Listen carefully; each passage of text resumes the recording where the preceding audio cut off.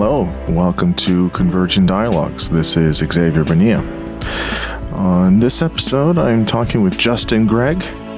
Justin is a science writer and author. He has his PhD from the School of Psychology at Trinity College Dublin in Dublin, Ireland.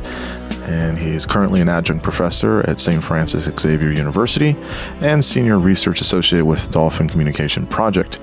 He has a research focus in dolphin social cognition, linguistics, and the evolution of language. He is also the author of the latest book, If Nietzsche Were a Narwhal, What Animal Intelligence Reveals About Human Stupidity. It's a very interesting book. I really enjoyed it, and we had a really engaging conversation.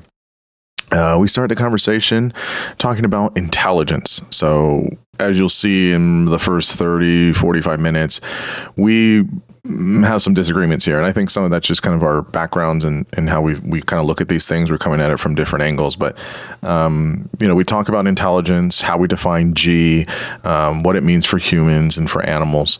So it's a really nice, kind of just straight out the gate, getting right to the meat of the dialogue there. We talk about animal minds, and we talk about communication in animals and how we can understand intentions for deception. We talk about theory of mind. We talk about the minimal concept of death, which we reference someone that's been on the podcast previously, Susanna Monceau. He mentions her book, her work in his book, and we talk about some of those concepts. We talk about morality and the norms of animals. We spend a good amount of time on talking about torture, pain, and pleasure in other animals, and we talk about how animal intelligence can be juxtaposed with human intelligence. I really enjoyed this conversation. We have a few disagreements, but we also have a really wide range of agreement on so many things. And he's such an engaging writer. He's obviously brilliant, and he's a really good conversationalist, and in much of the conversation it feels just like that. It just feels like a conversation between two guys, and so I really enjoyed it. And I think everyone listening will also enjoy it. And just as a reminder, don't forget to subscribe to my free Substack, where you can hear this episode and all other episodes at convergingdialogues.substack.com. And now I bring you Justin Gregg. I'm here with Justin Gregg. Justin, thanks so much for coming on the podcast. I've been looking forward to this. Yeah, me too. I'm excited to be here. Yeah, absolutely. I saw your book getting tossed around a little bit online, and maybe some review copies, and then I finally was able to get a copy as well. So thanks for that. And I read it, and it's fantastic. It was very thought-provoking. I really enjoyed it, and so I think we'll have a really nice conversation about it. So I'm excited. Fantastic.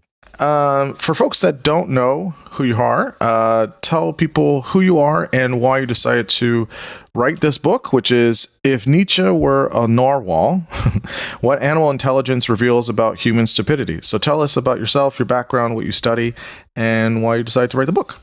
Yeah, I'm a senior research associate with the Dolphin Communication Project. So that's an organization that studies dolphin-to-dolphin communication, and that's what I did my PhD on, was studying dolphin echolocation, social use of echolocation. So I've been working with them, I don't know, how old am I? Quite a while, decades at this point. And now I live in Nova Scotia, and I teach a class at St. Francis Xavier University on animal minds. So it's a seminar class on these sorts of subjects. But I've also been doing a lot of mostly just public communication, like science communication. So writing books and articles and teaching workshops. So that's mostly what I've been doing for the past 10 years. And so this book, this comes out of a long career of talking about animal behavior and getting kind of annoyed, because I find to make it an interesting subject for people, like what's interesting about, dung beetles or chickens, I have to be like, well, and then start listing the things that they do cognitively that are similar to humans. I'm like, well, they have this capacity that humans also have. Mm-hmm. And that's interesting to the public. And I was like, you know what? Why is everybody why does that have to be the default? Because that's a common thought that people who study animals have. But instead of me trying to elevate animals, I'm like, you know what? Let's look at this base assumption that intelligence as we understand it for humans is so great. Because if we stop thinking that it's such an amazing product of evolution, or just objectively amazing from an ethical perspective or whatever, maybe that will elevate how we feel about animal cognition. So that was sort of the basis for this book. Yeah, it's interesting. I think we'll have a nice spicy conversation about intelligence. Yes, I don't know if I fully agree, but I do get the angle, which I appreciate. I will say to one of the things you were saying in the beginning. Yes, it does also bother me, and I'm not in this space. I don't do research in general or in animal minds, but I understand probably the pull. But there is this idea of this kind of elitism for humans. There is this anthropocentrism for everything. Like, we always are comparing ourselves with other animals, and then there's always a kind of comparison. And sometimes that's fine, I guess, but I think we shouldn't do that. I think everyone has, each species has its own unique things. Sometimes it can be great, sometimes it cannot be great, and I would include humans with that. So I think we probably align there. I think, yeah. It's the problem isn't comparison as an activity itself, because as comparative psychologists, you're comparing different forms of cognition. That's just science. Right. It's interesting. But often when public communication is involved, or just a casual conversation, there's a value judgment to the comparison. And that value judgment bleeds through, even though someone hasn't stated it explicitly. Oh, that's because human intelligence is good. And so comparison is good, but it's this weird, insipid little value problem that bugs me. Yeah, there's definitely a valence that's sometimes put on it. There's this positive valence for, human intelligence or other things. And I don't know why we have to do that sometimes. I don't know. I don't know what that is. So, but I totally agree with you there. I guess the first question is why Nietzsche? I don't know if you mention it somewhere in the book. Maybe you do. I saw it as more of a kind of like a consciousness raising kind of tool or mechanism of sorts for what you're trying to say in the book. But I guess why him? I mean, not Aristotle or Kant or Hegel, or I don't know, why Nietzsche, if there's something behind that. And and just what was the kind of aim for using that?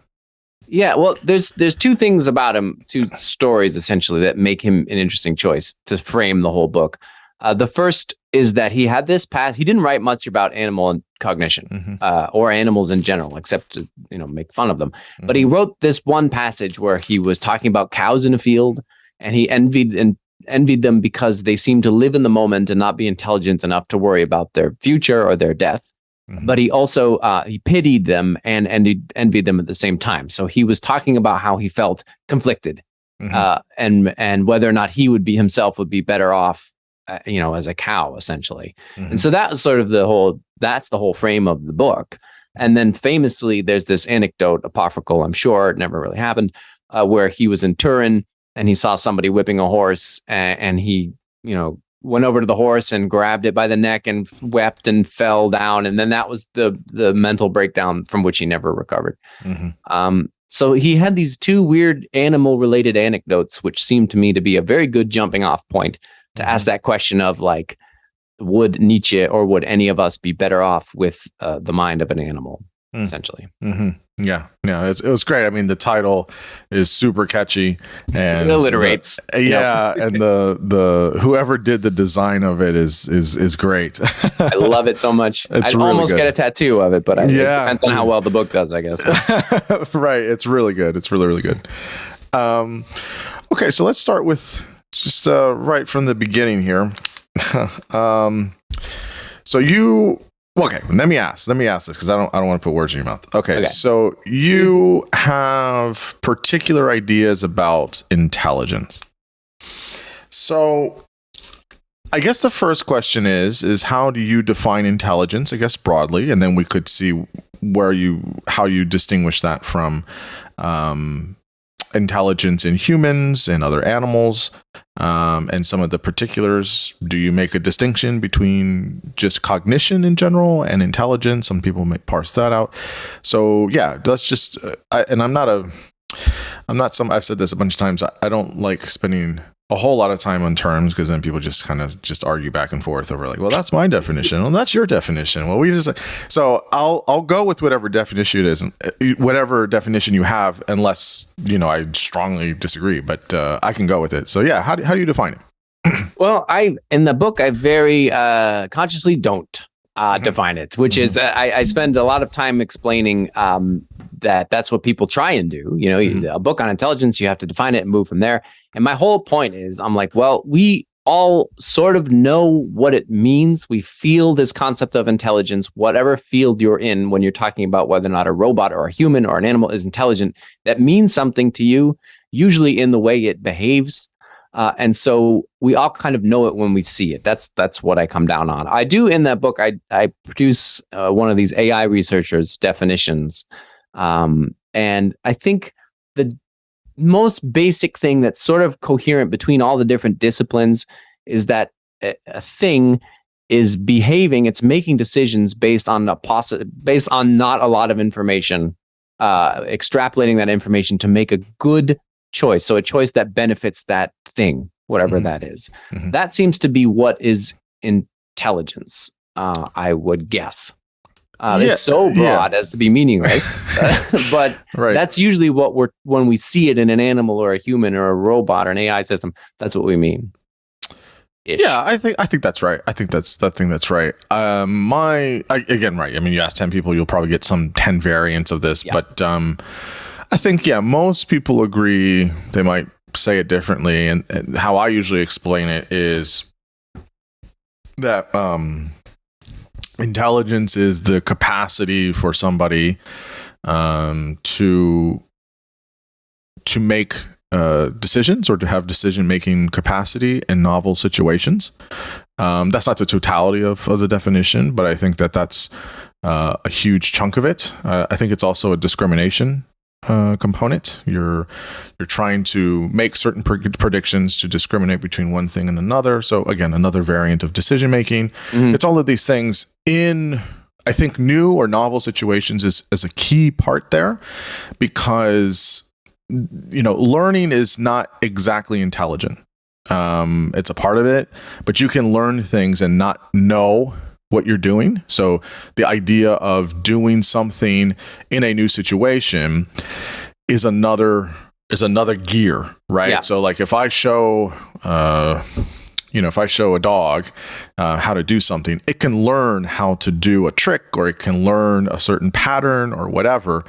That's not quite it's a level of intelligence, but I think if you scale it a little bit all the way up in how we understand intelligence more broadly, where we can apply it for different types of species, it's usually the capacity or the ability to do things in completely new situations, and then how you're trying to make certain types of discriminations, or how you're trying to categorize things. So, for example, I think you mentioned this animal somewhere in the book.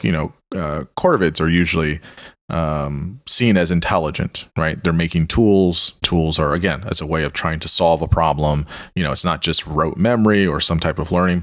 And so it sounds like your broad definition and my definition are not that far. It sounds like it's very similar. No, there's that idea of flexibility, that something you learn and use in one domain can be applied to a different domain. And that kind of flexibility, like you're saying, not just learning, but applying information differently in different situations.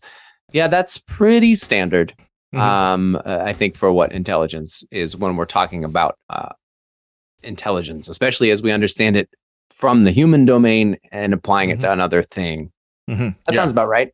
Yeah. Yeah. So you make the claim that it's not rooted in biological facts, right? And then you question the idea of G, which other people do as well, and other indices of intelligence. So I guess tell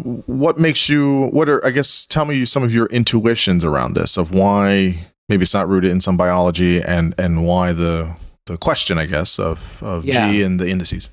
Well, I don't spend more than a couple paragraphs on that, because I'm trying to, in that section, make the point that within the different disciplines, AI, for example, or psychology in this case, there's controversy around what we're even talking about. And yes, the G factor, as you know, is this thing which is supposed to explain that psychometric tests are pretty tightly correlated. Like if someone does really well on a bunch of tests, that would be that correlation would exist because someone else did poorly. And so you find that tight correlation of doing well, the G factor, is something that is heritable.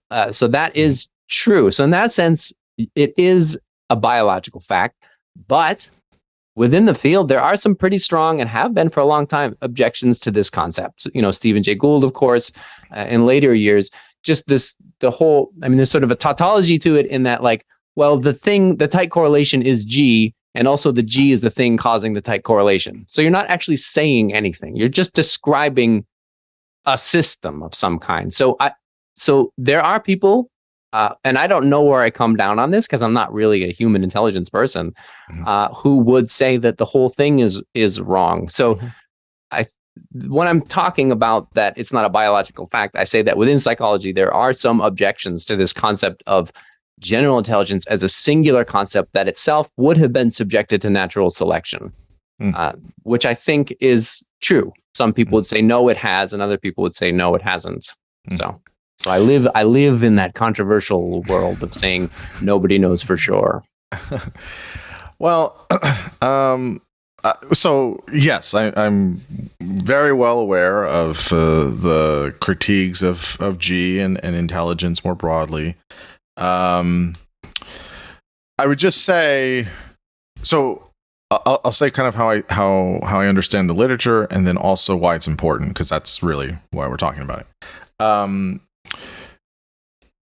So in terms of G, Spearman in 1904, whatever it was, I don't remember, early 20th century, came up with this factor of G. So basically, as we progressed, we have a general factor, which is basically the underlying root of intelligence is rooted in this heritable trait, as you mentioned, and that there is other specific factors, and then of course you have different models. You go all the way to Horn-Cattell, you go to Carroll, you go to McGrew, there's all these different models of intelligence, which then start to just broaden out the categories. You have specific categories, but at the root of it, there's this thing that we call G. Now, what it actually is or isn't, you're right, people debate that, but I would say that most clinical psychologists and most research psychologists, folks that do psychometrics and folks that are doing assessment, would agree that there is G. If you take some of the measures, so you can take the Stanford-Binet, you can take the Woodcock-Johnson, you can take the Wechsler systems. We usually categorize human intelligence, at least, into at least 5 major indices. So, and at the bottom of it, you get a composite score, which is saying all of these elements are what we call the total summation of what we say is intelligent. There's a full scale IQ of sorts. Now, again, there's things to be said about strengths and weaknesses. There's things to be said about base rates. All these things are normative and relative. But the idea is that we understand through 120 years of research on this that there is something that is what we would call generalized intelligence, or G, and then there's all these different domains, and that it is a heritable trait. Now, there's differences, obviously, with different types of different folks in terms of intelligence, in terms of normative samples. And again, there's problems with some of that, but I don't think some people might deny the existence of that. And then you have things like general ability, so things that take out processing speed and working memory, and then you're just looking at verbal and nonverbal kinds of ways. So again, this is all for human intelligence. This gets much more difficult to assess for in other animals. So all that to say, that's important because I think if we have...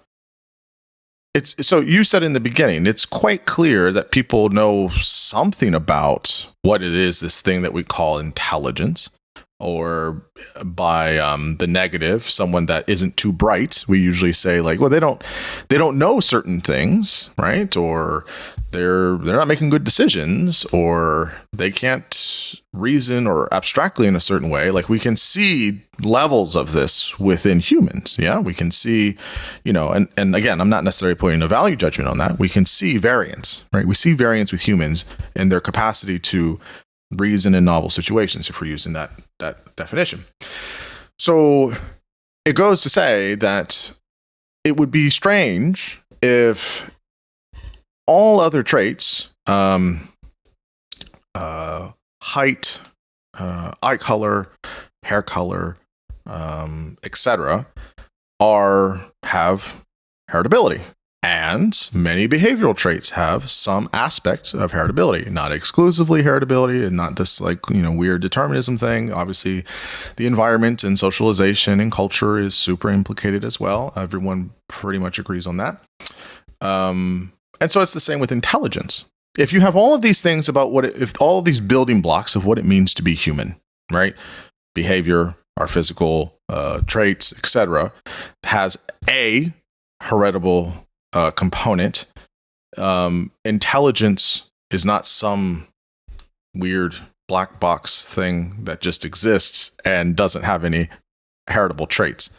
And that's, I think, if anyone were to do I guess just a brief lit review, I think that's what most folks come to. And so I guess my question here, and so that's important because we're able to then measure, at least in humans, intelligence. We're able to measure what someone's normative, so how they are compared with their same age peers, strengths and weaknesses, and their relative, so compared intra-individually with their strengths and weaknesses, which then has implications for how they can move about in the world and know how to do things and, have better understanding of things. And it also is important for some aspects of personality and decision-making capacity, and becomes really important for certain types of questions if there's a forensic element or a neuropsychological element, etc.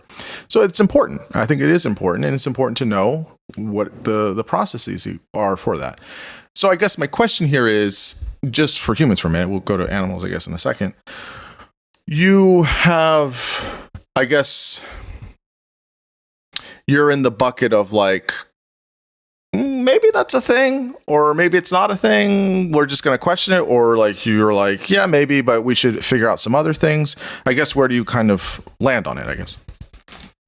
Well, there's a lot happening there. Yeah, sorry, I gave you the full download. Sorry. Yeah, this is not my area. I don't study human psychology, but just listening to it from as an outsider's perspective, what I hear is that what you're talking about is a fully mature phenotype producing a behavior.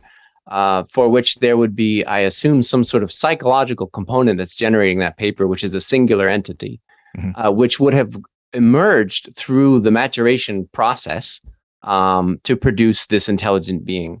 And as you're alluding to, like, there would have been processes along the way during the maturation process which worked off of that to create a phenotype that was either more or less intelligent, better at words, less.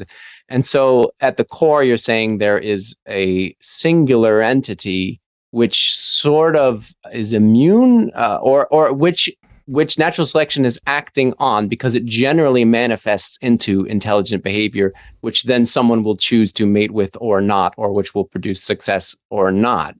Right? Not quite. I would say that all people possess some level of intelligence, and the components of intelligence have a heritable trait to it, which means that there's some biological or genetic component to it, and also based on things that happen in utero, based on things that happen afterwards, etc., as they develop. Of course, that's not a deterministic static thing where it's like you have a thing and then boom, there you go, you're off to the races. It's a live thing, right? Intelligence, like anything, or not like anything, but like many behavioral traits, is not something that's static. It's very dynamic, which is different from something, let's say, like eye color. Like your eye color is not going to change over time, I don't think. Or whatever, certain physical aspects, I guess we would say more on kind of some of your genotype. But with intelligence and in many cognitive and behavioral traits, there is a biological and heritable component. Then there's a social, environmental, cultural component as well for the same construct.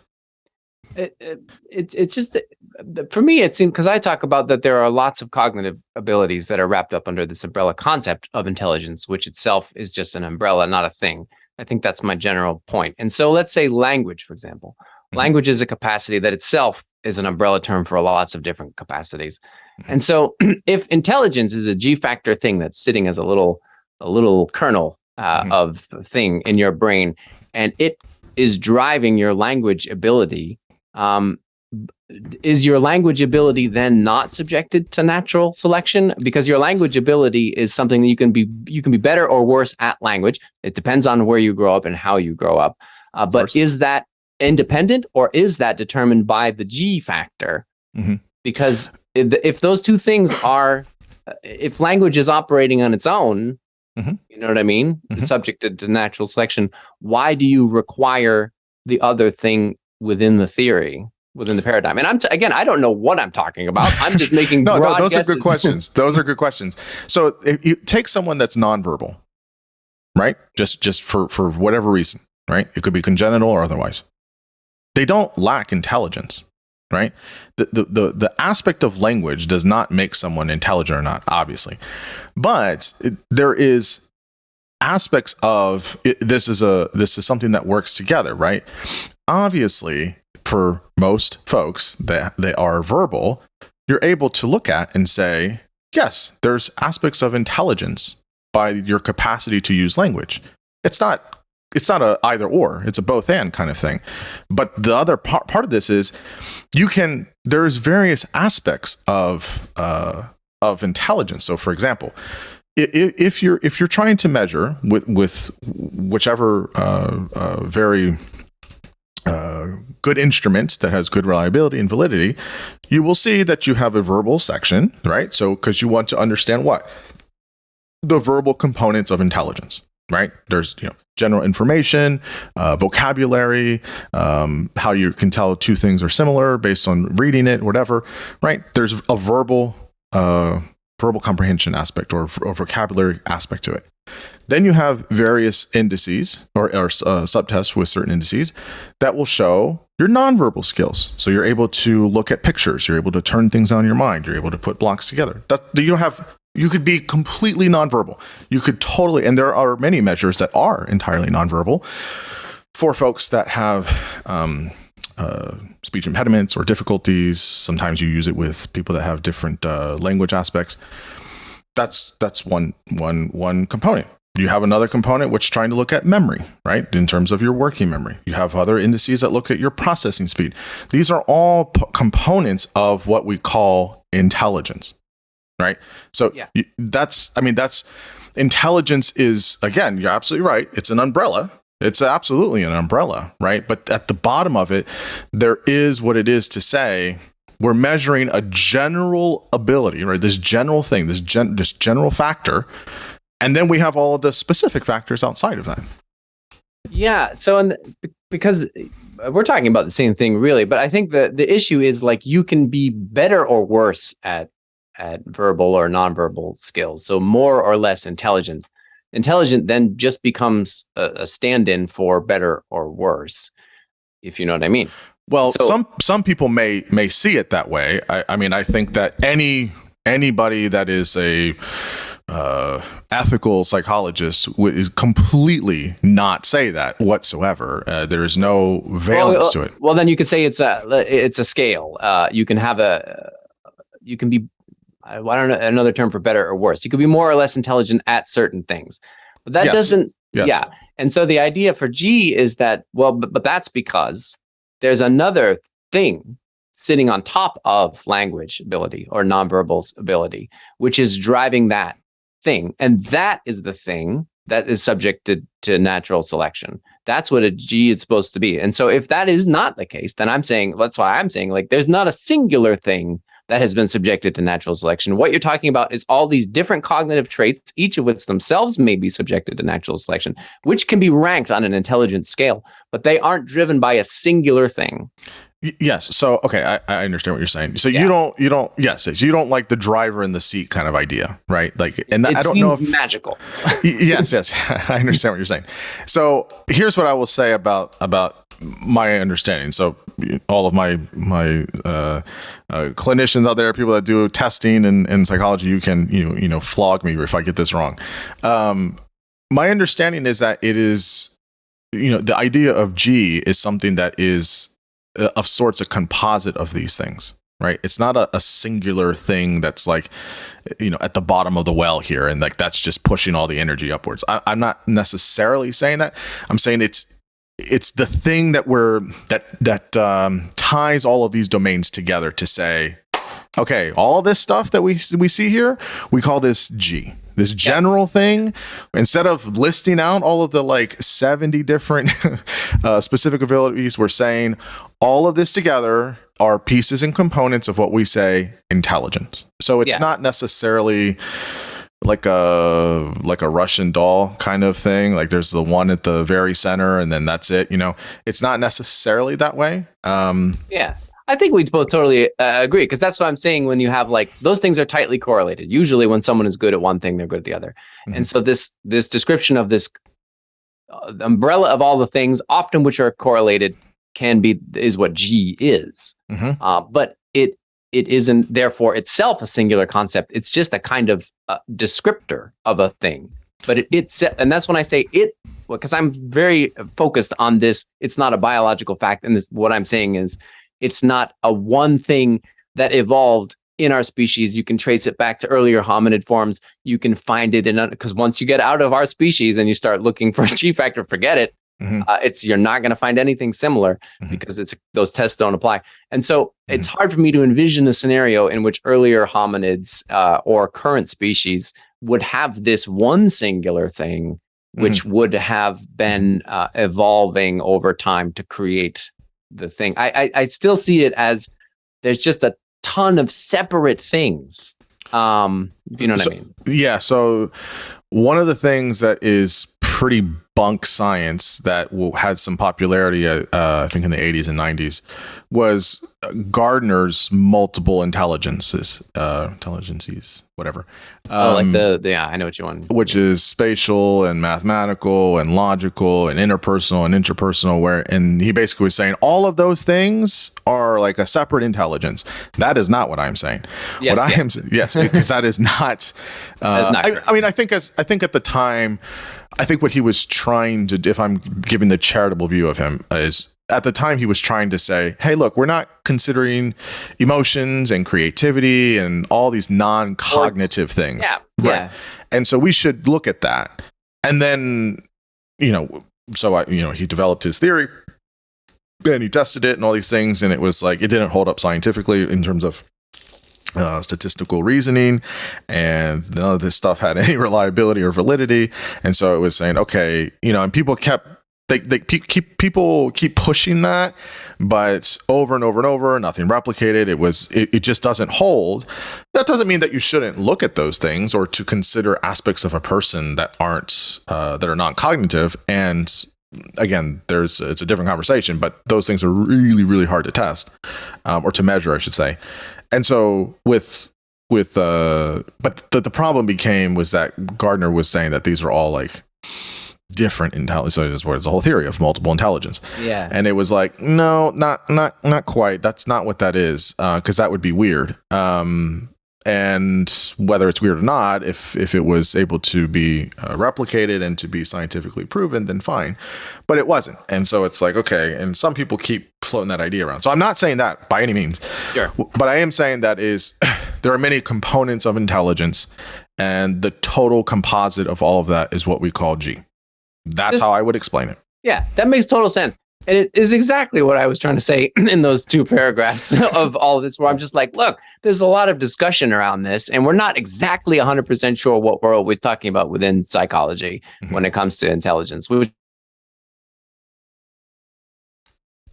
is what my point really was. And there may be a preponderance that G is probably the best way to look at it, and most people would accept it as such. But there still crop up different things. And when you move to another discipline, for example, you're trying to build an AI system that's intelligent, you can't just be like, oh, add more G to the thing, right? Yes. No, you're like, no, tell it to specifically be able to do this. Then you, again, start pulling things out of that fall under that umbrella thing. And then when you get into animals, which is the thing I'm most interested in, usually when we want to know if it's intelligent, we're asking, is it good at symbol systems? Can it use language? Right. Is it good at problem solving in a novel environment? We're talking about very specific things, and you'll find one animal who's really good at one thing and not at the other thing. And so it's not useful anymore to say it's intelligent or not intelligent. You only just start describing its specific cognitive abilities. And so that's kind of what I was trying to say in that. But I understand exactly what you're saying, which is like, if I come out and say like, intelligence isn't a biological fact, you're like, well, what about G factor? What are you talking about, you idiot? Like, there's all this. I totally agree. Yeah, I mean, I think that there is, and again, I mean, some people I know there are hereditarians that will, pick on me about how I've explained it, and so that's totally fair. And again, I will fully concede my limits of this as well, even though I had, obviously good training and stuff. I don't do this research specifically.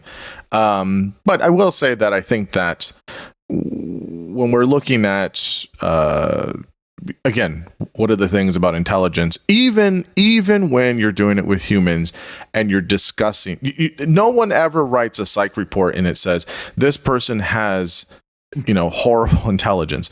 Usually, they have no intelligence. Like no one writes that. No, they also talk about it in strengths and weaknesses, normative and relative. They talk about domains. They talk about within normal limits, below or above normal limits. So some of the categories, below average, above average. Things like that. And that's the whole reason why it's broken up into at least most tests have at least 10 to 15 subtests to measure each of the specific areas.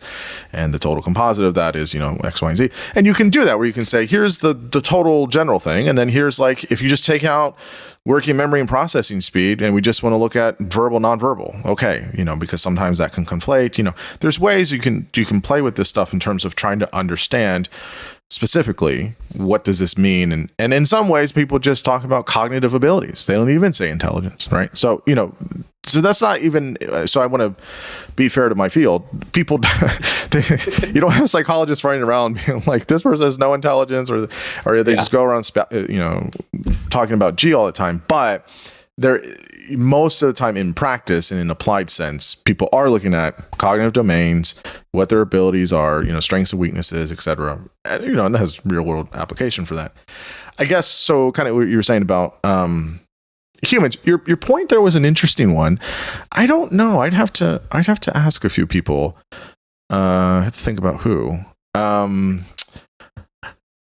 think I think the jury's still out on when did we see. Most people subscribe. I have to think about it. Right. There's no magic moments of like, the Immaculate Conception kind of thing, right? Where there's like, boom, this hominid has the first person to have G. Like, I don't think that happened. No, and they do study G in chimpanzees and other. Yeah, that is a thing. Most people, I think, describe, maybe Homo erectus, but definitely Homo sapiens, and maybe some of the early ones less so, but of the ability to use, again, tools, to make tools using fire, things like that, as okay, this is like a complete jump from Australopithecus. Like, they weren't doing that. They were still in trees and things like that. Like, so, but it's you can't you don't have fossils that have a live brain in them or something, so you can't know. So No, I mean, I know this mostly from the language literature because my whole thing, I started out with a degree in linguistics. I was interested in language evolution, and that is there's no fossil record for that. Yeah. So it's all just it's all speculative. Yeah, it's all. You can make good models, I think, though. I think you can make some good models, but even then, there's always a point where it's like, we don't, just kind of have to throw up your arms and be like, let's keep trying to think about it, which is somewhat frustrating, but maybe 500 years from now we'll figure it out. Sure, we're around. Yeah. So, so I guess this is something that I guess I mentioned, maybe with Susanna, or maybe with someone else. I don't remember. This idea of animal minds. Again, right? I think usually most people will talk about specific categories or specific domains, right? As opposed to what the animal mind is. But again, that's a kind of general domain, or people study animal minds or philosophy of mind or things like that. I guess just how do you understand the term? And then I guess also, on the book, right? It says animal intelligence. So, I guess somewhat of a, I don't know, like a best practice thing. I don't know if it's not a moral or ethical thing, but should we make this distinction between human intelligence and animal intelligence? Just because we have language or because we have abstraction, it does kind of what you were saying in the beginning. There does seem to be kind of smuggled in there a little bit of we're better than animals. This is animal intelligence because we're also animals. So tell me just a little bit about these animal minds, animal intelligence, these distinctions. Yeah. Well, the whole "what is a mind" thing, that's a whole question. Yeah. So we'll skip that. We'll assume that we now accept in philosophy and cognition that humans aren't the only ones with minds. Yeah. And so then in the book, I'm like, let's be very specific in taking the things that we know humans are particularly good at, because we know the animal cognition literature and how their minds work as best we can. And say like, well, what is different about that? And so that's within the book, I start peeling out those things that we are better at.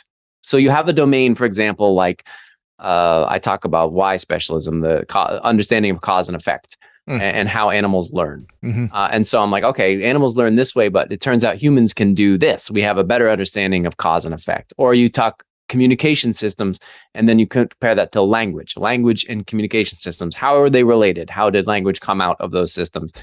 And so a theory of mind reading abilities. So these are the things that we excel at, that are unique to our species. We see in other species in a form that is not as complicated. So that's what I'm doing in the book, is I'm not going to talk about these general concepts of intelligence anymore. And so the whole intro is like, forget it. I don't want to talk about intelligence. Let's talk about specific things that we do really well that produce this complicated behavior that we see around us. And then figure out, A, do animals do that? And why not? And then B, are we better off for these traits? That's really the question of my book. It's a different kind of question. Yeah. No, I think that's, I'm glad you do that, because I think, then it would be like, well, what's he talking about? Is intelligence? What do you mean? I mean, like, yeah, I know what that is, but like, what does he think it is? And then like, well, now he's talking about all these things. And so I totally agree. I think to when you're making some kind of comparative kind of analysis here, it's like, okay, what category, what domain? And then I think, you obviously do that very well. So there are things about, let's say in general, the animal mind that they do. So like theory of mind or abstraction. Some animals can do that, but they don't do it in the same way that humans do it, or they do it in a different way. Well, that's an interesting way to phrase it. Yeah, because even putting it on a spectrum, or like there's better and worse, I'm always going to say different. I think different is always the right answer, because that's also the least amount of judgment. Right. Because even complexity is a judgment. That's another value-laden term. To say something is complex inherently means it's better, which doesn't always have to be correct. Like a moose's antlers are complex, but they're just a god-awful like adaptation when it comes to walking through the forest. So, but yeah. So I'm usually talking about not complexity, but just difference. That's the question. Yeah. Because, like, for example, if you take like abstraction, I would say that, like, for example, if most animals don't abstract in the way humans do, meaning that they do it in a different way, there will be things that animal will do that humans cannot do, or will be done in a different way. So I try to kind of appropriately flatten it. So it's like, we're all kind of here, we're all on the same plane, and there's going to be difference, but it's not a kind of a better or worse. It's like, my cat can squeeze through tight spaces, and it can, fall from 30, stories, and then, or 30 feet, and it can, land on all fours. I can't do that. I'm going to break my legs. Like, that sucks. You know what I mean? Like, so that there's a, what does the animal need this for? Well, they have, whiskers and ears and certain types of senses. I don't have that, but that works for them, and that's great for them. They don't need necessarily, you know what I mean? Like, kind of in that way. Yeah, exactly. Like, echolocation is a good one. Like, you can echolocate if you want to, and you do. Humans use sound when they're navigating a room or wherever. You can hear obstacles based on differences in the way your ear picks up waves bouncing around. So you can even actively echolocate. Like, there's that kid on YouTube who's blind, and he makes clicking sounds as he's riding by. And so, like, yeah, we can echolocate, but a bat, well, they can. That's much more sophisticated form of echolocation. And so, sophisticated is not the right term. It's just, that's what a bat does, and that's what we do. It solves the problem that we have in our niche, and that's all you need to know as far as a judgment call goes. Yeah, well, I think more importantly is that the bat, because of how it's evolved, needs that for how it functions, how it is. We need, I guess, I mean, it'd be cool if we had that, but at a higher level, but we don't really need it. Actually, that could be probably distressing if you could echolocate that well. Yeah, for sure. It'd be kind of weird. Right. No, exactly. And so when you're teaching about animal minds, you try and bring people around to this idea of, like, let's refrain from all judgment calls, and let's just talk about how it evolved and why and what purpose it serves, and how a brain works. And you can always find an example of a chimpanzee or a crow or some insect that does some specific task better than a human, faster than a human. And so they're more intelligent with their, like, there's that Ayami, or was it Ayami? Whatever that chimpanzee was that was using visual memory, or those numbers flashed on screen. And then there was like, chimpanzees have much better visual memory. Like, well, that's not really the right way to approach the question. You could just say, like, this is what a chimpanzee does. Yeah, Why? no, right. I fully agree. I will say, it took me a while to get to that point, though. I think it does for most people. Like, if it's a new thing for you, like it's a new concept, sometimes, I mean, some people will resist it. I'm not sure why. Maybe because it's like, oh my gosh, humans aren't the most superior race or species on the planet. Oh my goodness, But some people, I think, are just kind of like, oh, I didn't think of it that way. But then once you just kind of think of it that way, then, well, your interactions with animals become different, I think. And then, you just kind of get used to it. But people fight it. They don't like that. You're right about that. And like, and I have an argument with my friend Brendan in the book about all that. He's like, well, if they're so smart, why can't they go to the moon or whatever? That's and so that becomes the sole end of the discussion in the book. Is like, well, yeah, the people don't necessarily want to hear that humans aren't more intelligent or aren't better, because it seems objectively, if you look around, like we are. So that's again the value judgment, and that's why for this book I'm like, well, let's talk about the science, but then we're going to move on to this value judgment problem. Well, yes. Now, I guess just I'm thinking about this here. Do you think some of that's I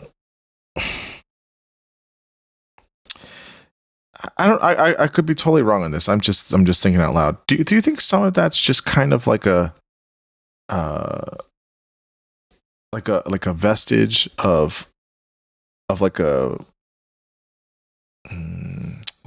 not a Puritan, but like a religious kind of thing of like, we were created in God's image. And do you think it's some of that? I ask myself this a lot, and I talk about this a lot, which is, especially here in the West, we have that sort of built in. Even if you're a secular person, you might still be thinking like, well, humans are better, we're smarter, and we have a right to use animals and farm them, obviously. But that does come out of a very long Western Judeo-Christian tradition, and before that, Roman and Greek tradition about animal use, which has been in our cultures a very long time. And so it's a cultural leftover as much as it's a religious one. I think to some extent, because I have been exposed to other cultures here in Canada. There's indigenous cultures that have different relationships to animals along those lines, specifically when it comes to respect and use. They just feel kind of differently about it. So I think it isn't necessarily built into us in our cultures. It may be something we're learning. However, I think there's also this undeniable fact that humans have, it seems like, a psychological propensity to want to kill and eat things. Because most cultures eat meat. And so animal use in that sense is normal for us, and we probably have mechanisms for justifying it. And therefore our superiority once you bring that into the moral or ethical domain. Yeah. Well, I wonder if it's, kind of like, Nietzsche's idea of the shadow of God, right? Like after you kill God and you don't need him anymore, then you just have the shadow that kind of follows you, right? And it's interesting how that works. And it feels like this is one of those things. I mean, I've done it too. I do it sometimes still to this day. And I'm like, oh no, it's just how like animals that can survive at the bottom of the ocean. Like I can't do that. Like that's pretty fantastic, right? Yeah. So it's it's an interesting question. I do grapple with why is this the default? Yeah. Where is it coming from?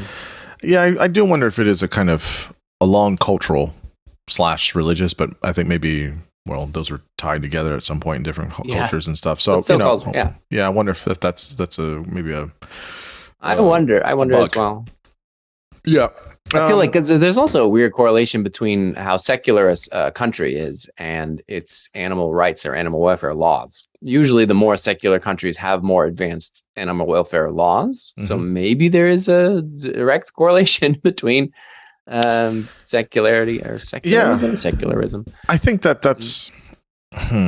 Maybe? This is totally just making stuff off the top of my head at this point. Well, no, I do think that's there. I mean, there's maybe we'll get to it later in the conversation, but I feel like so this people know this about me already. I'm going to show my cards. I mean, I think when you're having to, I see religion as mostly a net negative, and it's like a preset menu or a preset system. So when you're trying to fit all of life, as messy and crazy as it is, into that, you're always trying to plug things in or turn things around in ways that they don't. You just just don't use that dumb fucking system. Why do you keep doing that? Like it doesn't obviously fucking work. Just it's nearly the definition is that the point is we've written this before. It's been written down. You do it the way that we said. What is this new thing you're doing? Yeah. And so I feel like if my fresh thoughts on that would be that in a secular society, it's not that people are amoral. I mean, there's plenty of, I don't say plenty, but there's some good enough research, I think, that shows that, people in secular societies actually are no more, no less amoral than religious societies. And in fact, in some ways can have some improved outcomes and quality of life. I don't know how robust that literature is. I definitely have seen various papers on that. So for what it's worth. So I wonder if it's like, and we know that religion is not predominantly, or at least most religions aren't predominantly a moral thing. It's mostly just a communal thing. It's not to say that there isn't morals that people get from their religion. Of course there is, but I think on average that's how it works. I could be wrong on that.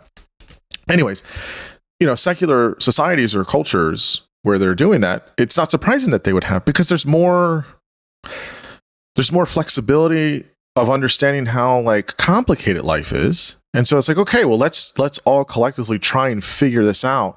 Whatever our norms are, whatever our view of the sacred is, that we say this thing is sacred. Okay, so we think that, we should have no farmed animals and they should all be free range or whatever it is. Okay, if that's something everyone agrees with, and then they do that, and, in some societies or some communities are able to do that, that would make more sense than, well, this book says this, don't eat these animals or do this or treat them this way, or this deity says this, so that's how, you don't question it. So there's more of a a way of trying to figure it out collectively as opposed to just, heeding and obeying.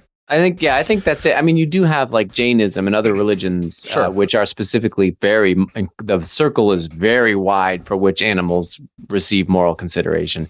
But mostly the religions that we're talking about from Western cultures and Middle Eastern cultures are very much about animals are subservient and for our use. And so, like you're saying, as soon as you step away from that, and you're not apolitical, or you're thinking about it from a different perspective, the only route that you can really take is to widen the circle. It's the only direction you can go to start including more animals. So it's a sort of it depends on the base religion that you're stepping away. Because like if you were a Jain, if you were born a Jain in Jainism, and then you were to become secular, you then might be like, well, you know what? I'm going to start stepping on ants now because this is stupid. I can't, Right. And so, right. So it depends on where your base is, I think.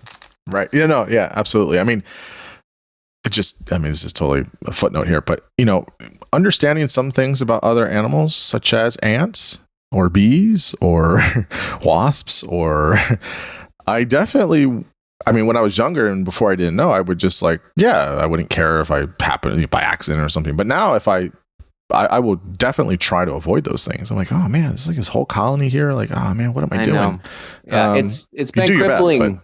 Best, because I've always liked animals and been pretty respectful, but then I started studying animals, and now I'm just like, oh yeah, ants are conscious and they're super smart, and it's hard. It's hard for me to live because I am so conscious of being nice to all the animals, and that's my personal ethical stance from what I've learned about their minds. Yeah, that's the thing, right? If you understand that there's many of these animals have minds or an aspect of a mind or many things, that there's definitely possibly the lights are on. Maybe there is individuality. They're able to do, spatial reasoning and things like that, like bees can and things like that. Like, then you're like, whoa, like that's like what we do. Like, so even just for people to get there, even if they don't want to just get to like the sanctity of life or whatever that moral is for people, just knowing that's like, wow, there's a lot similar. Oh man, maybe, it does become like, what do I do with this? I mean, again, this is literally every single, I wouldn't say every day, because that's going to sound like I'm crippled with this, but definitely on a weekly basis, I have this huge hypocritical stance about eating meat, and it's super hard for me because I legitimately enjoy the taste of meat. I do, and I have had other what do they call it, imitations or whatever, which is fine. But I mean, I do, and I wish I could be vegan so bad, but it's very hard for me, and it's like every time I'm like, man, I always feel a twinge of guilt, and it's like, okay, like, what can I do here? It's hard, and I think I've become comfortable with living with the kind of hypocrisy or the contradiction. Yes. I don't have to figure it all out in like 2 months or something, but it is something that is, at the very least, my awareness is there, and I continue to gather information, but then also, make certain changes, in my daily life to be more, aware at least. But it is very difficult though. It's very difficult. I grapple with similar things as well. The way I treat animals is based on what I understand about their minds, and so I'm very kind. But I will also eat meat. This is something I talk a little about in the book, I think, or maybe I took it out in the end. But I feel like it's there. I could be wrong. And so and I've had protracted over the years discussions with friends and vegan friends about what's going on there, because it doesn't seem. And I'm always stuck with this problem, which is when I'm looking at a hamburger, that animal it's dead. It's not there anymore. And so whether or not I eat the hamburger, I'm not affecting any tangible change in this animal's pleasure or like it's already gone. And so I'm like, at that point, it's too late. And then you get into an abstract argument about like, well, what if you stop eating meat altogether? You'll send a message to the industry, and then they'll stop making. I'm like, okay, maybe, but I have a hamburger in front of me. What the heck am I supposed to do with this hamburger? Right? Like it's already dead. And then I'm like, well, geez, now I'm obliged to eat the meat because otherwise, then it's a waste. And then everything is just this, like it's going on in my, and I don't. I don't have a very strong conviction around it because I realize how hypocritical it is, but it is a constant problem for me to use my brain to rationalize my behavior, which is what humans are so good at doing. Well, I mean, right. You and I have the same probably internal conversations and often. So yeah, it's like, oh goodness. Yeah. Okay. So let's talk a little bit about some of these categories, and then we can move on to some of the moral parts of things. Cool. So let's talk about communication. I know you've done some of this, I guess, with dolphins, right? Now I've had a bunch of folks on here, and we've talked about whales. They're all whales technically, right? Dolphins are a family of whales. Is this correct? Am I right on this? Those words are nearly meaningless. You have delphinids. So dolphins, those are usually the ones that have teeth and a bit of a long snout. Then you have porpoises, which are porpoises. Yeah. They're cousins, not dolphins essentially. No, right. They're just smaller. They have different shaped teeth. And then you have whale as a term, which is kind of a bizarre term. You have toothed whales and baleen whales, right? Yeah, and some of the toothed whales, like killer whales, we call those whales pilot whales. They're actually dolphins. Those are dolphin species. Then you have other kinds of toothed whales that are just in their own categories. And then you have baleen whales, those are the ones with the big baleen hanging down. Right. And so the terms dolphin and whale are used all over the map as lay terms. And then you go and you talk to a fisherman and they call this one kind of fish a dolphin, or they call all dolphins porpoises, and you're like, I don't know what is what anymore. Right. The taxonomy for folks that are in this space need to figure it out because it's confusing. It's very confusing. It's too. Everyone should just be using the Greek Latin terms, I guess. right. Yeah. So I've talked to a handful of folks. I'm trying to remember Nick Piason. I've talked to him. He's at the Smithsonian, I think. I've talked to Lori Marino. She's at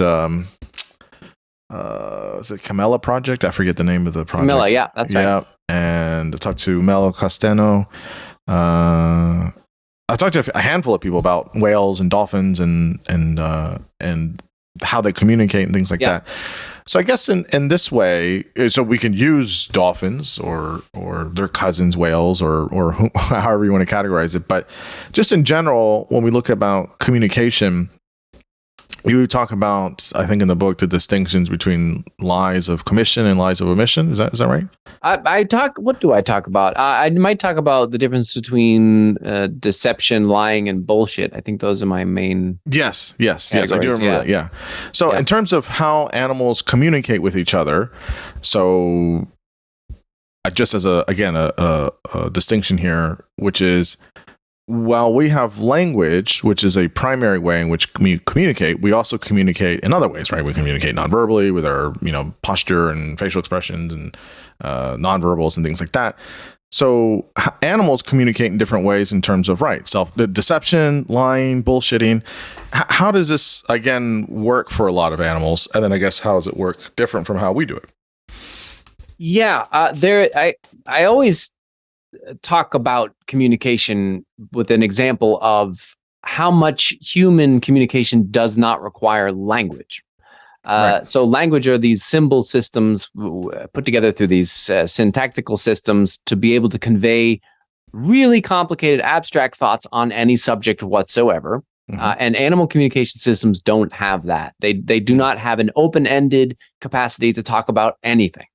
Partially because cognitively they probably can't think about abstract things, but they can talk about other things, but they don't usually. They have a something else. Now, if you for example were on an island stranded with do you speak Japanese, for example? I do not. Okay, so imagine you're there with the Japanese person and you had to assemble a shelter together. You're probably not even going to try and speak if you don't have a shared language, anything, and yet through gestures and all this other body language communication, you'll know how that person is feeling. You'll guess what their intentions are. You'll know all sorts of information based on communication, which is non-linguistic. Right. And so animal communication is like that. They can communicate an enormous amount of information about what they're thinking, what they're feeling, what their intentions are, and even things like there's a danger over there. just through verbal or auditory channels and different channels, chemoreception channels. So they have a lot of ways of communicating that information. None of it requires language, and a lot of it is pretty complicated. So one of the things you're talking about in the book is this idea of intentions, right? And so how do we? I think this is something that bringing it back to the kind of the title of the book here is that Nietzsche was really interested in intentions as well, right? When he talked about a life beyond good and evil, beyond morals, right? Really, what you're asking when you're talking about morals is what are they intending, or what's the value behind the moral, right? And I wonder in how we communicate things. We have certain intentions, known or unknown. How much do you think where animals are intentionally deceiving other animals in their species or other species? How do we know when there's like an intentional lying or intentional deception as opposed to unintentional? How do we understand this in certain animals? Yeah. So if you think of communication as you're intentionally trying to change the behavior of another thing. So when an animal is making an alarm call, for example, it's intending that its other family members will hear that and then react by hiding or whatever. Or if you make a big angry posture as a gorilla, you're intending that the receiver will leave you alone and not fight you, for example. So all communication is about intending to change the behavior of another animal. Now, the difference between changing the behavior and changing the mind is when things get different. Because you can change the behavior of a vacuum by pressing a button, right? You can turn it on or off. Like you can do lots of things to an object that doesn't have a mind and change its behavior. And so the question is when an animal is intending to change the behavior of another animal, is it because it's trying to manipulate its mind, or is it just trying to manipulate the way it's behaving? Right. Because you can imagine, like, my cat doesn't want me to pet it, so it scratches me because it wants me to stop. It intends me to stop. It doesn't know anything about what I'm intending. It's not making guesses as to what I'm thinking, what I'm feeling, what I want, what I believe. But once you start asking those questions, what is it that you want? How can I get that thing to believe something different or to think something different? Then you get into a different kind of communication. That's usually language is for that.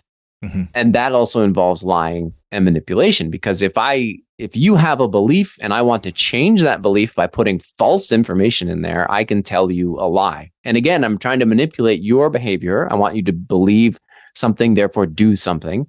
And so it's similar to regular old communication, only now it's more sophisticated because I'm manipulating your mind and not just your behavior. Yeah, I think that I like that way of separating it, because it makes a lot of sense. So, for example, right, if my cat is hungry, which one of my cats is always hungry, he likes to eat, and he's very sweet, but he has like this other side of him. So, if he's hungry and it's not time for him to eat, let's say he has to eat at 5:30. And it's like 4:00, right? And he'll do this thing where he'll just stand in front of you and just glare at you. He just sits there and he just watches you. It doesn't matter. It's for me, it's very frustrating. And he's telling me he wants to eat. And like, I know that, like, I'm trained just as much as he is, right? I mean, that's how it works with humans and their pets. And I talk to my cats like they're humans, right? Sure, so as you should. It's like, no, I'm not feeding you. Not right now. You're going to have to wait. I have to wait. You have to wait. We're going to wait till dinner. So then as I move about, he'll follow me and he'll start meowing. And he'll sit there and he'll glare at me. Now, sometimes if you push this, so he has like these stages. Yes. Right? Yeah. So if you push him, he'll get past that stage for like a half hour. And then what he'll start to do is, we have these blinds that are kind of, they're like, they're not blinds. They're like, I don't know how to explain it. They have like a type of material that's like, I don't know how to explain it. But they're not blinds like plastic blinds. They're like a kind of material. And what he'll do is he'll sit right next to them. He'll stare at them, and then he'll look at me, and then he'll look at the blind, and then he'll start to scratch it, because he knows he's not supposed to do that. So he's wanting the response. right? Yes. The response is to say, well, the ideal response would be, well, let me just feed you to shut you up. Yes. And then I will say, no, I'm not going to do that. Say, no, stop. Don't do that. He'll stop for 2 minutes and then he'll do it again. And we'll just do this whole thing. Yes. And it's very frustrating, right? Because I'm trying to do other things and he is only fixated on this. And, I worry about, I don't want him to gain too much weight. I don't want him to be diabetic, all these things. And very similar to how humans are. We shouldn't eat when we're not supposed to, etc. Especially when he's just laying around all day or most of the day. And yeah, and then there's other elements to it. Then he'll just start knocking things over. Mm-hmm. Right? Then it's just up the ante, right? Then he, and that doesn't happen too often, but he'll start, pushing things over, things like that. And so in this whole example I'm giving with my very sweet cat, except for when he's hungry, then he becomes very obstinate, which is, he's not trying to change my mind. I wouldn't say he's trying to change my mind, or maybe not intentionally. He just wants me to feed him. Yes. He wants me to do the behavior, yes, which is to feed him, right? That's right. There's no way, kind of like what you're saying, maybe because he doesn't have the cognitive capacity to do this, to try and change my mind, as far as we know. Yeah, no, there's no tests that show that the cats have that capacity, and everything that you've just described can be explained through him manipulating your behavior and not your mind. They would be nearly indistinguishable, but in this case, just the behavior. I wonder if this, now I have many fantasies about my cats in terms of what they are thinking. Mm-hmm. I think most owners do for cats or dogs, but I do wonder when he's with the other cat. Mm-hmm. Right, this is sort of kind of on behavior, but I mean, they're the same species. So I wonder if they have like a language, quote unquote, or a way of communicating, I should say, that I don't understand. So like when they meow or when they growl or when they whatever, when they play, when they, when they sleep together, whatever they're doing, their behavior, where it's, they understand each other more than I understand him and he understands me. That seems inevitable. Yeah. But I wonder if it is an assumption, right? Or no? The assumption is, well, you're the same species, so you must understand each other. But that's not always true, right? Well, it depends on what understand means in that context. They would share the same communicative signals that would have evolved together. So when they're doing all their communication signals, there's going to be little to no confusion. Otherwise, those things wouldn't have evolved in the first place. So, right. So in that sense, they have a whole repertoire of signals, which you can then eavesdrop in as a human and try and figure out what they mean. But they will know what they mean because they evolved over millions of years to produce them. So. But each animal, so cats, dogs, or other animals in the wild, have individuality, no? Or the idea of what we say is individuality, yeah? Absolutely. And they can misunderstand a signal. They can produce new signals. They can like riff on existing signals. So like there's a difference in the way that they produce the signals and understand the signals for sure. But they're dealing generally with the same sort of bucket list of signals for sure. Yeah. The cat, I'm just thinking of your cat story, that at some point you probably do go up and feed the cat not long after he's done something annoying. At some time you've done that in the past once. Yes. There you go. So this is always my advice to people. I'm not an animal trainer, but right. I have trained my cat to make no sound. My cat does not make any noise. Because I don't like meowing cats. It annoys the heck out of me. And so cats. I do like meowing cats, so maybe that's the difference. I don't mind it, but not in that moment, though. I hate it. Not in that moment. No, it's at night. Like I don't want to. And so yes, cats sometimes meow at night. That's a whole different problem. But but for the most part, they don't meow with each other very much. But they've definitely evolved these domesticated cats to get our attention. Oh yeah. And so our cat doesn't usually go outside, but he does sit behind doors that he wants us to open, like a bathroom, whatever.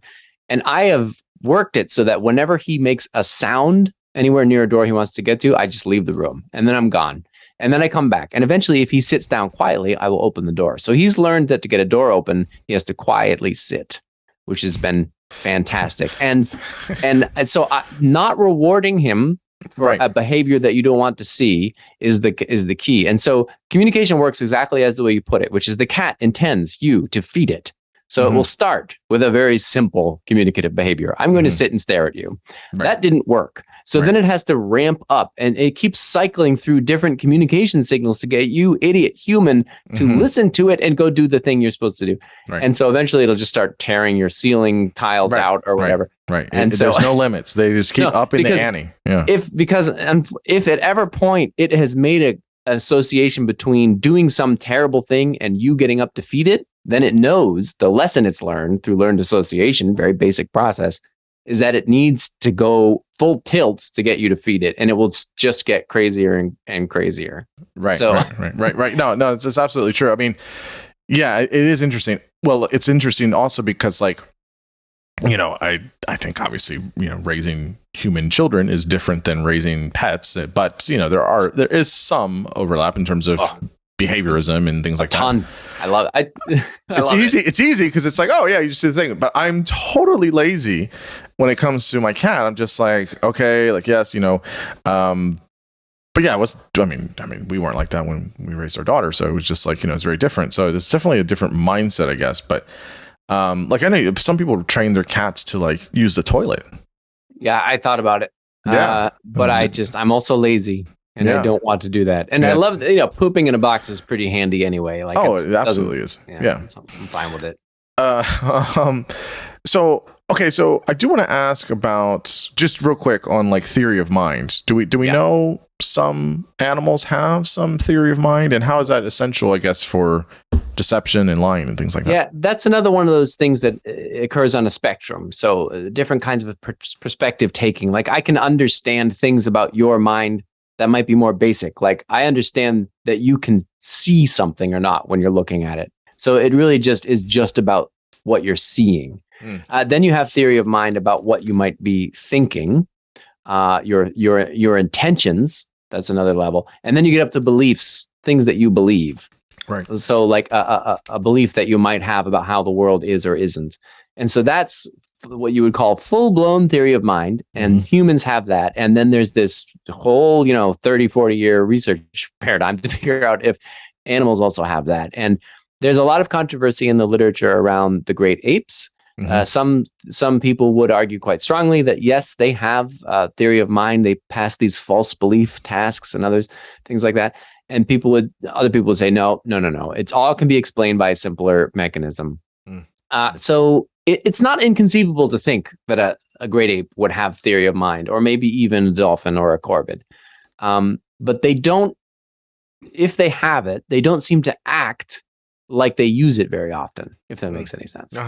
So if you're just watching animal, this is what I always say, like when you're trying to interpret animal behavior, like, do you need language to explain what you just saw? Or do you need theory of mind?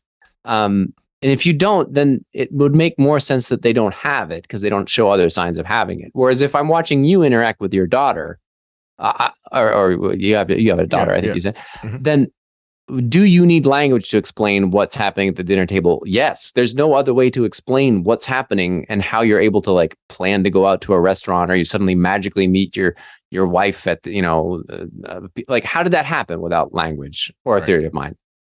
You need it for explaining human behavior, but you don't for most animals, including even chimpanzees. Sometimes they do look like they're deceiving each other. And so yes, you can say maybe they do have theory of mind, but not often. Yeah, it's super fascinating, especially where, kind of research goes in that area.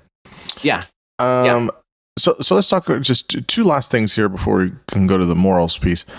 So like I said, I think I mentioned it earlier, I talked with Susanna Monso, so I won't repeat much of our conversation because she talks about this at great length. We had a very nice conversation. And she's in your book. She's referenced in your book, which is super cool. Yeah, I think she's cool. Yeah, she's doing some cool work. But I guess just in terms of, she talks about her minimal concept of death and what that is, and understanding non-functionality, reversibility, and many other aspects. I guess for you, what was in terms of your book and how, and in context for your book, how did you take some of those ideas and the research she's done for what you were trying to say with animal intelligence? Yeah, because there's so much discussion around what animals understand about death and whether or not it's like the human capacity. Because when we talk about human behavior, our understanding of our own inevitable mortality, this full-blown concept of death, the universality of it all, the inevitability of it all, that is something that we have. Other animals probably don't. And you can explain a lot of human culture by it. So it's a very useful tool for understanding why we do what we do. And then it gets later on into my value part, which is like, well, we have this ability.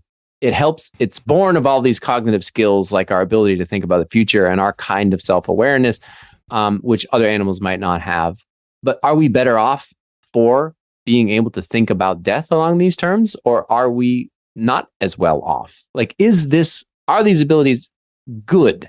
is the question, right? And how do you even answer that question? And I talk in the book about a story you read about my daughter when she was young, 6 or 7, and she for the first time was like, she's crying at night, and I went into her bedroom and I'm like, what's going on? She's like, I'm going to die one day. Like, I'm going to close my eyes and never open them again and be gone forever. And it was the saddest moment because she was such a young child and understood this. And I had nothing to comfort her with, really. Talks about different religious ideas.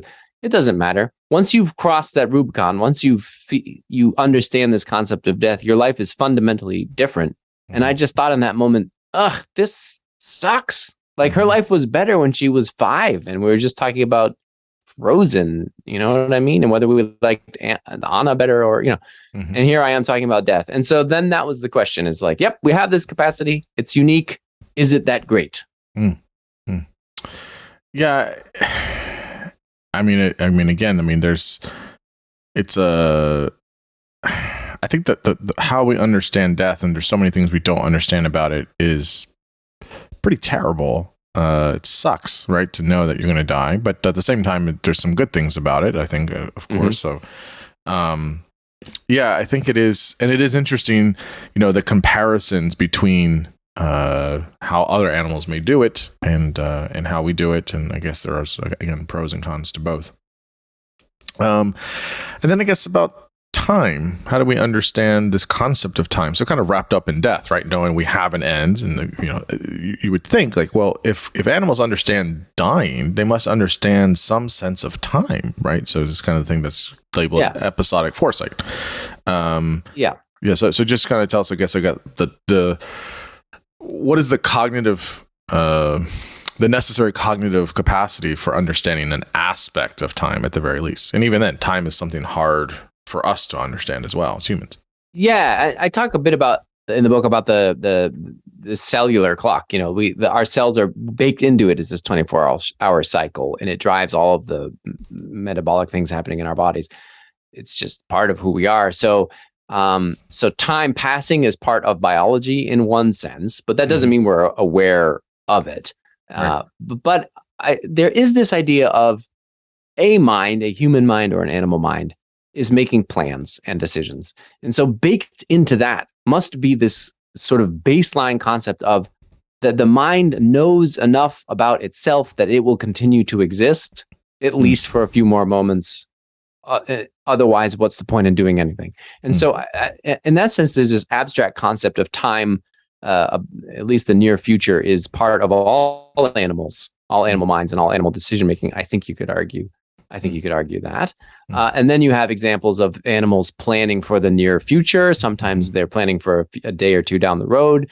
And so, juxtapose this with how Nietzsche felt, because he's like, oh, animals don't think about their future. No, they definitely do. And then you get this human capacity, which is we have this complicated form of self-awareness where we know about ourselves. We can imagine ourselves in the past. We can imagine ourselves in the future. We understand more about how time works in the sense that we understand seasons and years. We can imagine ourselves as older people because we see what happens when people age. And so we have that capacity that animals probably don't have to think about a distant future and put ourselves in it. And then, of course, think about our own deaths. So yeah, that's how time works for our species. It's different. A cat might be thinking about a few hours from now, maybe tomorrow, but definitely not its retirement savings in 3 years and what it's planning to do with the couch, So we've talked about many of the, I guess you could say, features. You're talking about intelligence and death and theory of mind. But now, and your book kind of operates this way, talking about some of the moral aspects, which will be fun. I guess, I mean, maybe this is where, again, maybe Nietzsche comes in here a little bit more, because he had a few things to say about morals. He definitely, I don't know if people classify him as a moral relativist per se. He definitely wasn't a moral absolutist, that's for sure. At least my reading of him. But what can we say, or what do you try and wrestle with in the book about kind of the differences between norms, morals, rules that humans create and that other animals create, and where do you find any of Nietzsche's philosophy fitting here? Or not? I don't talk much about his philosophy just because he himself really didn't envelop animals into it at all. It really was about the humanity and the future of humanity and the problems with churches and such. Yeah. And so I didn't have that much to say about him, which is for a book on Nietzsche interesting. It's very funny, yeah. Yeah, he was the frame for it. But I do talk a lot about philosophy, especially utilitarian philosophy and those sorts of things. But yeah, so I'm making the point here again that humans are unique in that we have morals, and so I'm drawing this distinction, which some philosophers do, between norms and morals. Some would equate them, others say that they're different.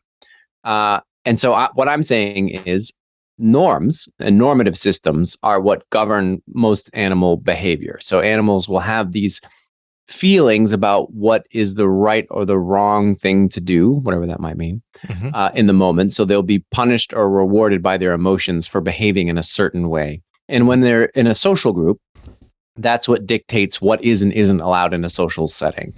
And so pretty much any social animal will have norms of behavior, expected behavior, that that animal within that society is supposed to do, or it will face consequences, either internal consequences, for it'll feel bad for what it's done, or external, in that it'll be punished for, like my chickens, for example, have a pecking order that has established. And so you have one chicken who's supposed to wait to eat, because she's at the bottom of the order. And if she tries to peck and get food ahead of the others, they will attack her and she will have to wait. So that is a normative system that has cropped up, which it often does for chickens in the hierarchical system.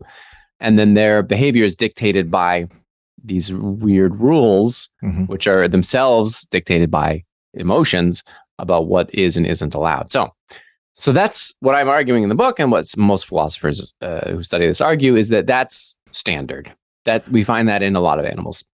I would say that my intuition says, I haven't thought about it too much in terms of distinction, but my intuition says that norms and morals are distinct, overlap, I think, but there's distinctions. Are you, let me ask you, what do you think is the kind of, maybe from an evolutionary perspective of sorts, like, how do I say this? Do all animals have norms? Or is the social component there? Because I can think of like non-social animals, I guess. So like if you think of like primates and dolphins and like, but what about like, ants and bees and certain fish? Like there's some form of cooperation because they're working together in a group. But is it the social piece that gives norms, or could you have other more, I'd say it's solitary animals, but some animals that maybe aren't like that, social or classified as social? Is it just a cooperative thing as a group? How do you see it? I think it's when any animal of a species has to interact with another animal of the same species. And so generally you see that all the time in social species like primates, for example. Then you have a different kind of collective sociality for insects, which I would say also probably have normative systems about what is expected or not of your behavior in the hive. Bees will punish other bees for doing the wrong thing at the wrong time. That's possible. But then even solitary species eventually will come together probably to mate And there will be sort of norms about what is or isn't expected during like a mating ritual or whatever. So like anytime there's a behavior that has to be executed in conjunction with another of the same species, there's probably some system in place to reward or punish for doing the right or wrong thing in that scenario. So I'd say they're fairly universal, but obviously prominent and just obvious in a social species. Yeah. And so that's a baseline. And humans obviously are animals filled with norms. As I don't remember if I have this example in the book, but I talk about face wiping. Did I mention that? Where like if I see you on the street and we've never met and we're walking down the street and you've got ketchup on your cheek, I would never go up to you, a stranger, and wipe ketchup off your cheek. That's strange. We would both feel like something has gone wrong. Yeah, don't do that. Don't do that. But your wife might do that for you at the kitchen table, but she might not do that at a restaurant. You would definitely be able to do that with your young daughter, but not your teenage daughter, right? No, that's not gonna happen. Yeah, no way. And none of that had been taught to you. None of that is explicit. Right. Those are driven by these feelings that you have about right and wrong, which cropped up through culture that you never examined. And those are normative systems that drive your behavior. And that drives all of our behavior all day long when we're out in the world. And so then a moral system is when you codify this. You say, okay, let's examine why we should or should not do these things. We can literally put it on paper, or we can just have a discussion about it. And then we can say whether or not it's right or wrong, it's the wrong thing to do, and why, and what you should be doing. And then you start making literal laws in secular societies or religious laws that tell people what they should do and when and why, and if they violate the rule, what has to happen. And those are morals in the sense that they are norms that have been codified, examined, considered, and formalized. So that's the distinction I would draw. And that's, again, it's very similar to animals. Chickens. It's just different in a human-like, complicated way. Yeah. What about, you mentioned this in one of the chapters in the book about violence and being destructive. So animals are this way with each other and with other animals, and so are humans. And I guess, how do you see that as similar and then different in humans? So obviously we're terribly violent with each other, and some of the worst ways in terms of how we go to war, and even you don't have to even scale up that far. You can just on the playground at school, and I guess they don't do that anymore, but or they do, but it's not, maybe not how it was in the 40s or something. But people beat each other up at the on the blacktop after school or whatever it is. Right. Like we do. There's always a kind of potential for that. Someone, you cross somebody the wrong way, especially I think with dudes. You're gonna, if you make a threat about something, there's always that kind of like, I could probably get punched in the face if I do the wrong thing or something. So I mean, humans are super violent and aggressive with each other. I mean, we can be, and so are other animals. I mean, you watch any nature documentary, it's like, holy shit, like this is super violent, and like, don't they have any remorse over how they're doing this? We put all the human morals that we place. So what is the difference here, I guess? Is there a difference? I mean, we're just... Yeah, well, there's lots of things that unpack there. I mean, the animal world is very violent. A lot of animals eat other animals, usually of the same of a different species, right? And so like eating and killing is just part of life. And that is inherently just violent and mean and macabre. But within the same species, you also have a lot of violence. Some animals in a social group settings are less violent than others toward each other. Right. The classic juxtaposition is chimpanzees and bonobos, closely related to us. Bonobos are much more friendly. They solve most issues through sociosexual activity. Chimpanzees are very violent, and they're pretty violent with other chimpanzee groups for sure. And so if you look at humans actually we're pretty peaceful compared to chimpanzees. Yes. Yeah, like if it's just mind-boggling in a sense to walk through like New York City and see all of the people passing each other and not murdering each other. Because if they were any other species in that number of group, except for like collective species like ants, there'd be mayhem, especially if they're chimpanzees. They'd just be bloodthirsty. Well, the answer for that is that over time and through culture, we've developed norms and morals, so we don't do that. I mean, if we were left to primitive urges, we probably would, or more so than we do, right?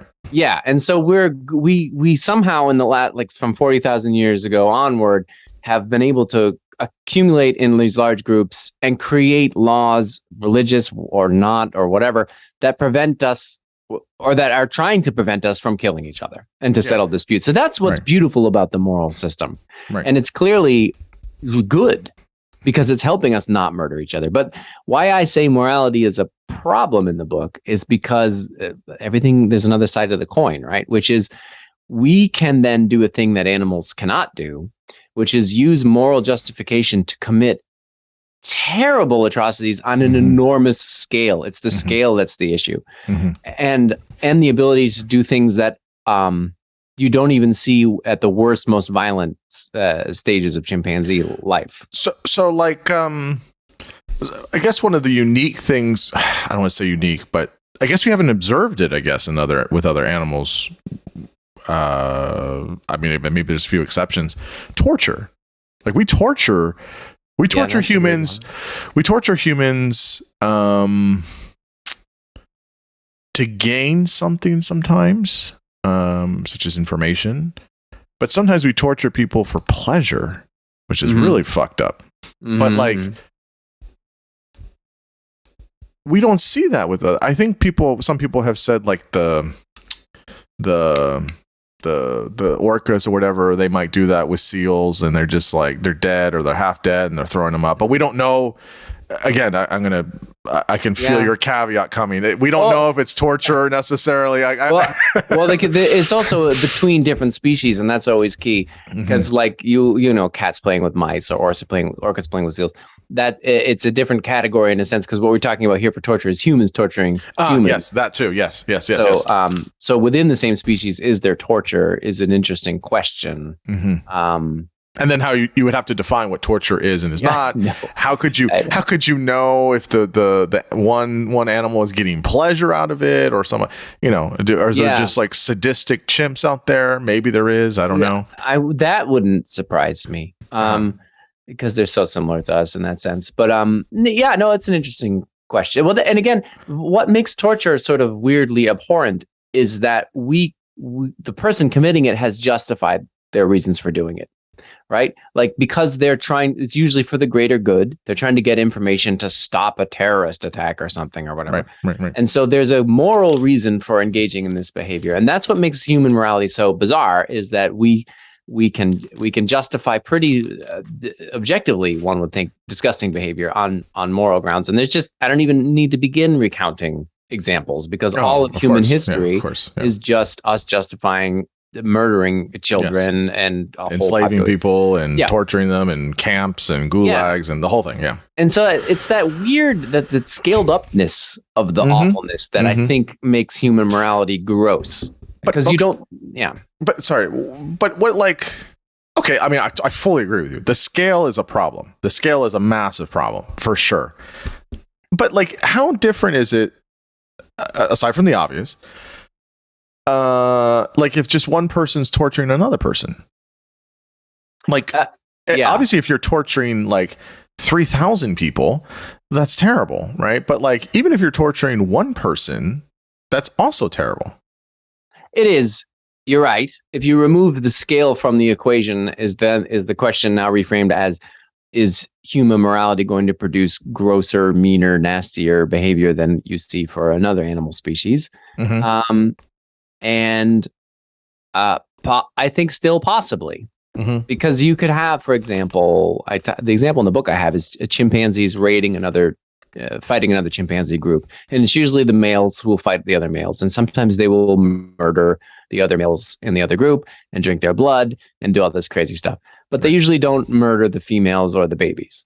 Whereas you can imagine, or as has happened countless times in our history, three humans who go into a village and murder absolutely everyone because they were trying to ethnically cleanse the area. And so even on small scale, I think humans can justify a kind of savagery that you don't often see in other species.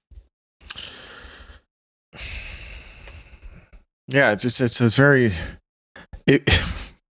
If humans are going to be unique from other animals or different in some ways, that's a terrible way to be different from other animals. So we just we torture each other, and we get pleasure out of it. Or some people get pleasure out of it. I mean, that's And I know in like science fiction and in speculative fiction, like you can say, well, what if this intelligence that we have had come out of a different animal species, a different lineage, crows, dolphins, bonobos? Maybe our common ancestor was more bonobo-like.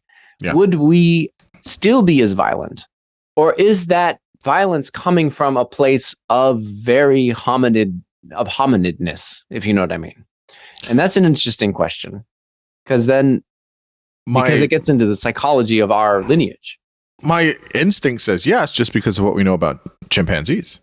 But they're so similar to us, they almost don't even count. Right, but when you look at like just from the evolutionary tree, and when you look at all of the different, all the splits that happened when we had the common ancestor 1.6 million years ago, whatever it was, I would think yes. Maybe. I just wonder if like dolphins, crows, let's say crows. If crows were to develop and evolve, and for some reason theory of mind popped into place, and their interest in cause and effect and all this other stuff, would they end up with societies similar to ours, or are they constrained by crowness to be nicer to each other? I don't have an answer for that. Yeah. Obviously, I don't either. But I think that I wonder if it's all of the other things about, I don't want to say things about our biology, not just our biology, but like, when you look at, certain aspects of, let's just use a very commonly used example. Like if you have very high or extreme amounts of testosterone, again, not in isolation, there's obviously many other things going on within our endocrine systems in concert with other systems in our body. But taking that alone, high levels of testosterone, again, not a one-to-one correlation, but you do see elevated aggressiveness. Sure. And you can see that in other animals. It's one of those things where it's like, I mean, I would think that something about our biology would gives us more proclivities to doing that than say crows or other creatures that maybe are more docile. This is interesting. This is super interesting. It's a weird thing. Have you ever been to the Galapagos Islands? Only on television. I've seen it. Yeah. So I was really fortunate to go there one time, and I've talked about this in different ways. But what's crazy is that there's no predators on the island, and it's weird because there's always like this fear of like, okay, where's the the bear that's going to come out of the wood? If you go and hiking in certain, mountains in Canada or anywhere in North America, you're going to see black bears or brown bears, and you're like, oh, yikes, or jaguars or cougars or whatever, right? There's these certain predators. But when you go there, knowing on the whole, all the islands, there's no predators. It's a kind of like, again, it's a very calm place to be. Yeah. You have various birds. You have you have iguanas or kind of like rats, or just everywhere, right? They're super cool because like I remember you watch an iguana and you're like, oh yeah, I mean I've been to various parts of Latin America, and it's like, oh, I've seen iguanas before, and then you just see it like just jump in the water and start swimming. It's like, that weird. You don't see anywhere else before. It's super cool, right? But yeah, then you have like seals, and I mean they're almost like dogs. They come right up to you. You have turtles, but there's just no predators. Yeah. It's so interesting. I did my research on a volcanic island off the coast of Tokyo called cool. Mikurajima, and it has it also has no predators, and so cool. It's the same feeling. And then you had this species of shearwater, this streaked shearwater. It was a bird that they fly out over the ocean, and occasionally they'll go in and catch a fish, and then the waves will help them get off. But from land they can't really just fly up. They have to jump off of something. Oh, and so you'll see them in the forests, and at a certain time they'll all collect and they'll form these lines, and then they'll get up this like same tree and all walk off the edge of the cliff off this tree. And because they're not used to predators, they are docile like those seals. Like they will just stand in the middle of a road, not being able to jump, and you can just walk up and pick them up and move them aside, or throw them off of a cliff or whatever you want, and they just fly away. And it's bizarre, and that's because, just like the Galapagos, they evolved in an environment where that they didn't have to worry you. And so, imagine these iguanas then, or these weird. They were the ones that developed. Boom! For some reason, theory of mine popped into their brains, and then they made a whole society. I bet it would be a lot nicer, probably. Yeah, I mean, I feel like we're giving an aggression a bad rap. I mean, aggression can be super important for a lot of things. I mean, I think what you and I were discussing was torture, and then torture and getting pleasure from it, and that's a whole other thing. That's not just aggression, obviously. That sounds like your domain to explain why that's very these very extreme things, and it's just it is really interesting about how how animals can be violent and destructive, but there is maybe something that makes us different that is pretty terrible, unfortunately. Yeah. So, and of course, and at the root of this entire discussion is why violence and pain and all that is even bad in the first place, because who says that that's the case? And then you get into a discussion about, well, what is good? Is pleasure good, and why? And that's I talk about that in my book as well, because you have to have a position that says violence and pain is bad for this discussion to even make sense. I wouldn't say it is all the time. Personally, I definitely think, I think it's a weird one, right? I think torture is almost 100% of the time not good. I leave a slight crack in the window, just in case there's some information that's got to come out to save the planet. Which makes me feel weird, but I've thought this through, and I'm like, suddenly you're a waterboarding advocate. I understand. Right? I'm like, no, that's not what it is. But it's like, well, it's a hard thing. It's a really hard thing. But in terms of pain and how that works, I don't think it's always bad. I don't think we should look for it necessarily. Have you ever read the book The Sweet Spot? Came out last year by Paul Bloom. I have not read it. Yeah, it's good. You should watch it. You should read it. It's really good. It's very thought provoking. It's why do people have certain types of things with pain, and we do get pleasure out of some pain, in terms of, and he gives various dimensions and categories of it, all the way up to BDSM and things like that. Sure, yeah. And so I don't think pain is always bad. I mean, it serves a purpose, a very specific and very good purpose in evolution. It's there to provide a brain information about what not to do. So at the very least, yes, it will do that. But I think also there's things where we look for it, like, the pain I feel when I run 3.5 miles 4 times a week sucks. It sucks. I hate running. I hate doing it. And I don't enjoy the feeling during, like, my knees hurt right when I'm doing it. But I know, it's good for me. I firmly believe that.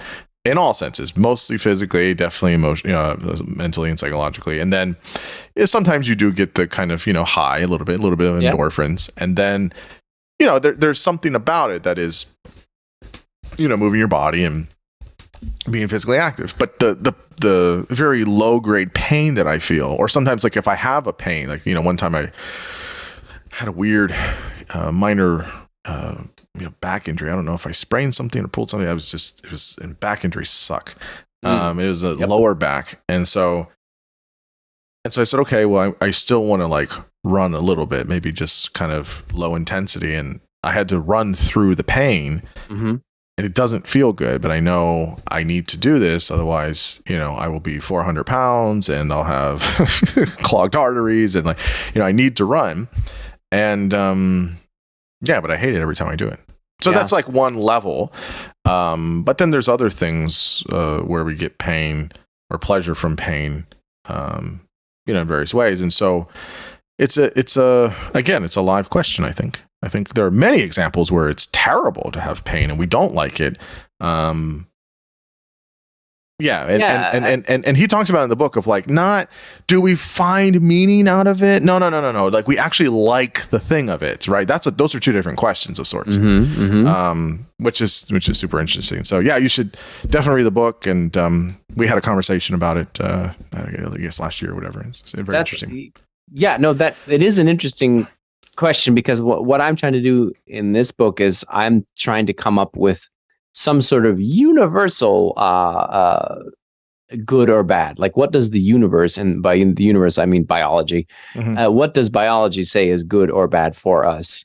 What is a good or a bad thing? And then I talk about pain and pleasure, right? And so I think, because except for what you're talking about in this book, which I'm going to have to read, which sounds like it's going to destroy my entire argument, is it will make you think for sure. It's very thought provoking.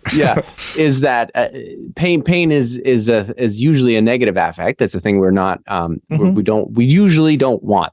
Maybe there's some cases where we do, but usually it's designed for us to not want it. Yeah. And therefore it has been designed for our brains to experience as bad. We don't like. And so in that sense, pleasure was designed to be good. And so if there is any good or bad at all, which I don't think there is, then within biology, at least, you have something that was designed by evolution to create value in your brain. And that would be pleasure, I think. Yeah. So I think that in many cases, that's true. But I think there's so many other Gregg cases where that's not true. Yes. It's kind of my... That sounds correct, but but I mean, I had to have something to right, because I'm trying to figure. It's not as discreet as that, I would say. No, nothing is ever discreet. It's terrible. There's one thing we know, yeah. but that it generally, in broad strokes, kind of makes sense that an organism is designed to find pleasure and avoid pain. That's basic utilitarian stuff. I think typically. And that's usually what an organism is about. And therefore, okay, so if we start from there, then we can look at all these things that humans do and determine biologically whether or not they are good or bad based on how much pleasure or pain they produce for us, other species, or the planet as a whole. So that was my sort of way into trying to figure out whether or not, like, a lot of people would challenge me and say, like, well, look at all this medicine, like going to Mars and landing on the moon. These are inherently good things, they would say. So I'm an idiot for trying to claim that they are a problem. And so I'm like, well, let's figure out, like, does all that intelligence that produces those things create more pleasure or more pain for us and the planet? And that's how I'm going to try and evaluate this. Yeah, I think it really is pretty subjective. 100%. Which makes it hard in terms of universals. So yeah, I mean, there's just weird people like me or just other weird folks like me, like, where it's kind of a toss up, or it's like, I don't know. I mean, this is interesting too, where, you start to get in, you start to observe, or you start to find people's preferences for things, or see where things are. I have somebody I had on the podcast. He's a good guy. His name is Colton Scrivener, and he looks at all of why people watch horror films. And super fascinating. He does. You've heard of this guy? Yeah. He's an academic that studies this? Yeah. Okay. Yeah, and he we had a really nice long conversation about it, and it was fun because I like some horror stuff, and it's like, why do we do that? Like, why do we like put ourselves through like watching Halloween and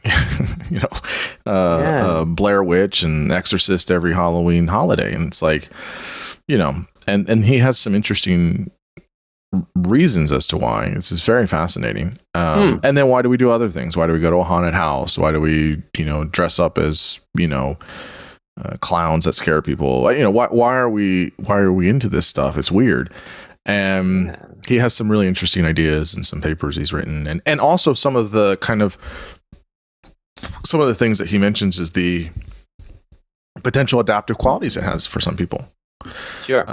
In terms of, a lot of times people are kind of like, they're not aware of it, but they're like, I think I have this right. They're kind of like, it's like training camp of sorts, like for your brain. Like, someone, if there's if anyone's seen like a horror film, there's like a home invasion or something. It's like, okay, what would I do in this situation? It's like exposure therapy nearly. Well, yeah. He has some ideas of how would this help people that have certain anxieties or things like that. And, it's still pretty theoretical, but it's interesting of like, like I'm not, it's like everyone says like, just run out of the house. Like, don't go back into the room. Like, people always shout at movies and stuff. And it's like, there's an interesting thing of like, where we're almost cause it's fiction, it's not real. Mm-hmm. So you can like, you would never like game the situation that way, where you would create, okay, let me make this situation in real life to then like practice it. So the film or the book or whatever. And, that's one idea. But anyways, it's super interesting about why we would seek some of those things out. What's interesting, as you're discussing that, I realized myself, like we were talking before off mic about watching films and things. Mm-hmm. And I have a podcast where I talk about the films I see, and I don't get to choose them. They're chosen for me. And if I come across like a horror movie or something, I don't like that. In fact, I'm always complaining about how much I hate watching people get hurt, people being injured. Right. I don't like horror. I don't like any of this nonsense. I just want like rom-coms and like Christmas movies. And then I realized, as we're discussing, like, of course I'm drawn to this utilitarian philosophy where it's about pleasure maximization, because that fits in with my personal preferences in the world, which is maximizing pleasure. And I get nothing out of those horror movies except the consternation and annoyance. And right. So that matches up with my deep subconscious biases about what I want the world to be like. So that's the thing, right? There is this kind of like Venn diagram of like where all of these things that we have in our lives, the things we study, the things we write about, the things we're interested in, the things we watch in our downtime, the people we interact with, all of that, I would say, is some aspect of, you can see a person's personality in all those things. So it's not going to tell you the definitive of who they are, but it is going to give you some insight or kind of a peek into, there's some like consistency here and we're not even aware of it. And it's like, that's interesting. So like, it won't come as a surprise that I like learning new stuff. And like, and so I'm pretty open. So like, I read everything. I have a podcast. I teach. My professional job is clinical work with wide range of people. So it's like, you can kind of see like, he's interested in things. That's on brand. Okay, on brand. And that's exactly. And then it's like, funny, but then it's like, there's a dark side there because he, listens to heavy metal and he likes horror movies and fucked up shows and he's like willing to read dark Russian literature. So I have a dark side to me. And so it's just like, you start to find these things about people. And it's weird how we see the consistency with a person. Yeah, what's fascinating, what I love about, and this goes back to what we were originally talking about, our moral reasoning aptitude, which is we can examine our behavior from on high, from a metacognitive standpoint, and justify it based on all of those subconscious biases and our personality traits or whatever, so that we can develop a huge overarching personal, moral, ethical philosophy based on what we think is a completely objective, rational rationalization and like, ironclad reasoning as to how we got here. But really all it is just a reflection of little old you in this intellectualism that you blossomed out. So like the same me that wants to watch a Hallmark movie is the one that created a very complicated argument for whether, in this book. So it's a natural extension. Yeah, it really is. And it's super interesting how, when you start using more of the kind of, metacognitive way of looking at things, you start to recognize, at least I do, behavior much differently. So when you see people, so you I'm sure you don't have to obviously say anybody, but I'm sure you follow people online where you're like, oh my God, the same fucking 2 topics all day, all week, posting the same kinds of things. Yep. And that's fine. People are free to do what they want. But then it just becomes more, once you move past some of the annoyance of that, then you're just like, there's other things going on for them. And maybe they don't even realize it, and it's like, what's this about? Or what are these things about? Why they're doing this? And then you figure out, okay, well, if if you get a moment where they post things about maybe, make a more personal thing about their lives or something, you're like, oh, okay, I can kind of see that or whatever. And things start to kind of, and it's not always like a neat package, but a lot of the times you'll see elements of it. And like when people ask me, sometimes I'll get young people and they'll say, I'm thinking about doing psychology and doing the whole thing, getting the doctorate, the whole 9. I first say, don't do that. It takes too long and it's expensive. And good advice. Don't do that. But why do you want to do it? And it's interesting to hear their responses. Or sometimes when I see people kind of at the end of it, and you see, their last year, or they're going out on, postdoc or internship or whatever, and you kind of see, what people choose for a dissertation. I think that's like a projective almost. What people decide to spend 3 to 4 years of their life is usually some aspect of them personally, and it's interesting how it works out that way. As a clinician, I wonder if that's just sort of your propensity, is you're always looking for this question of what are they getting out of this behavior? What you know what I mean? I imagine that's a pretty typical question for you to ask of a patient. Like, they're producing this seemingly negative behavior. There must be some reason for it. It's rewarding them in some way. Yeah. Why are they tweeting so much about how much they hate this one guy? What is that about?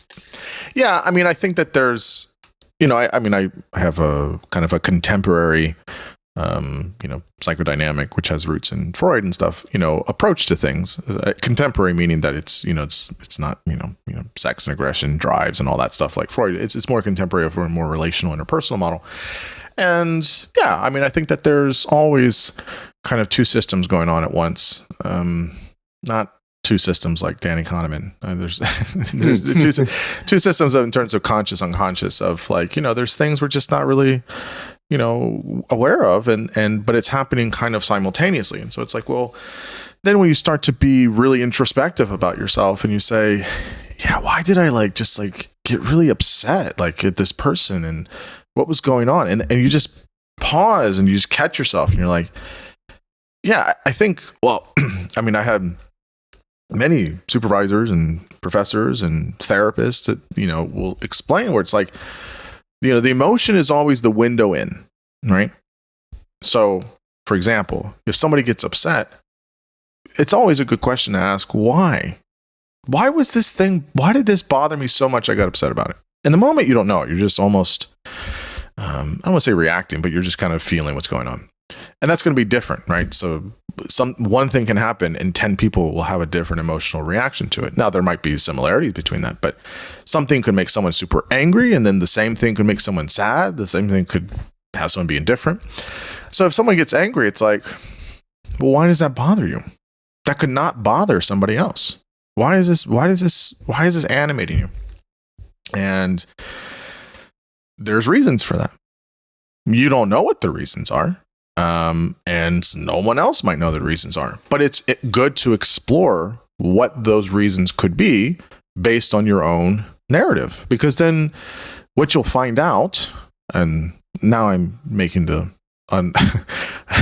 unscripted case for why people should go to therapy, is that you find by looking at your patterns that you don't always recognize, but then once you start recognizing it, it's just that there's a pattern to it. You have these kind of this undercurrent of themes that just go throughout your life. Because if you think about your life, who you are at your core when you were 5 is who you are at 10 and 20 and 30 and 40. Like, there's so much evolution for us, but there's still the things that make us us, right? And that's always hard to kind of define in terms of temperament or personality. But it's one of those things where it's like, well, like this is something that for me,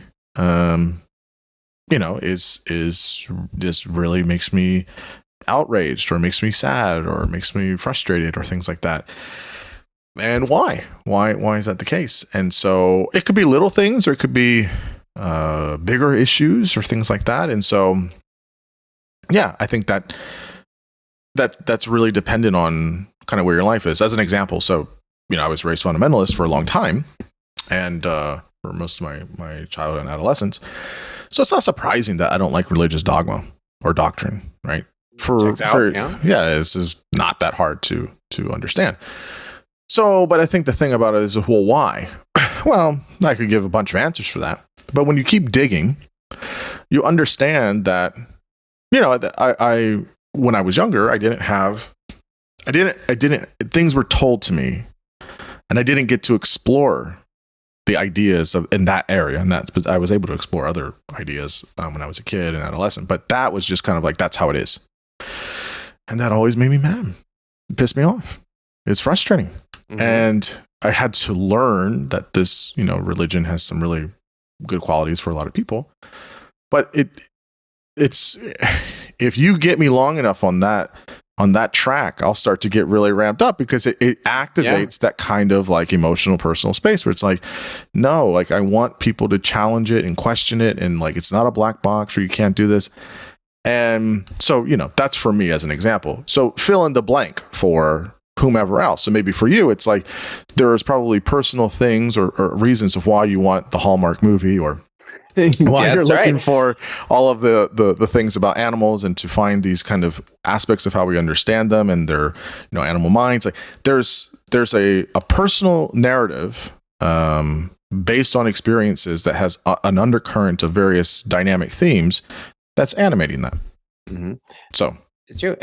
What's beautiful is that it really explains human psychology in a way that I'm sort of describing in the book, mm-hmm. which is what you're talking about, temperaments, emotional reactions to things. This is also how you train animals. Yeah, you can look at an animal that's experienced trauma or just any old animal and explain how it got there through past experience and why it's reactive in some situations and not others, and then come up with a plan to fix it.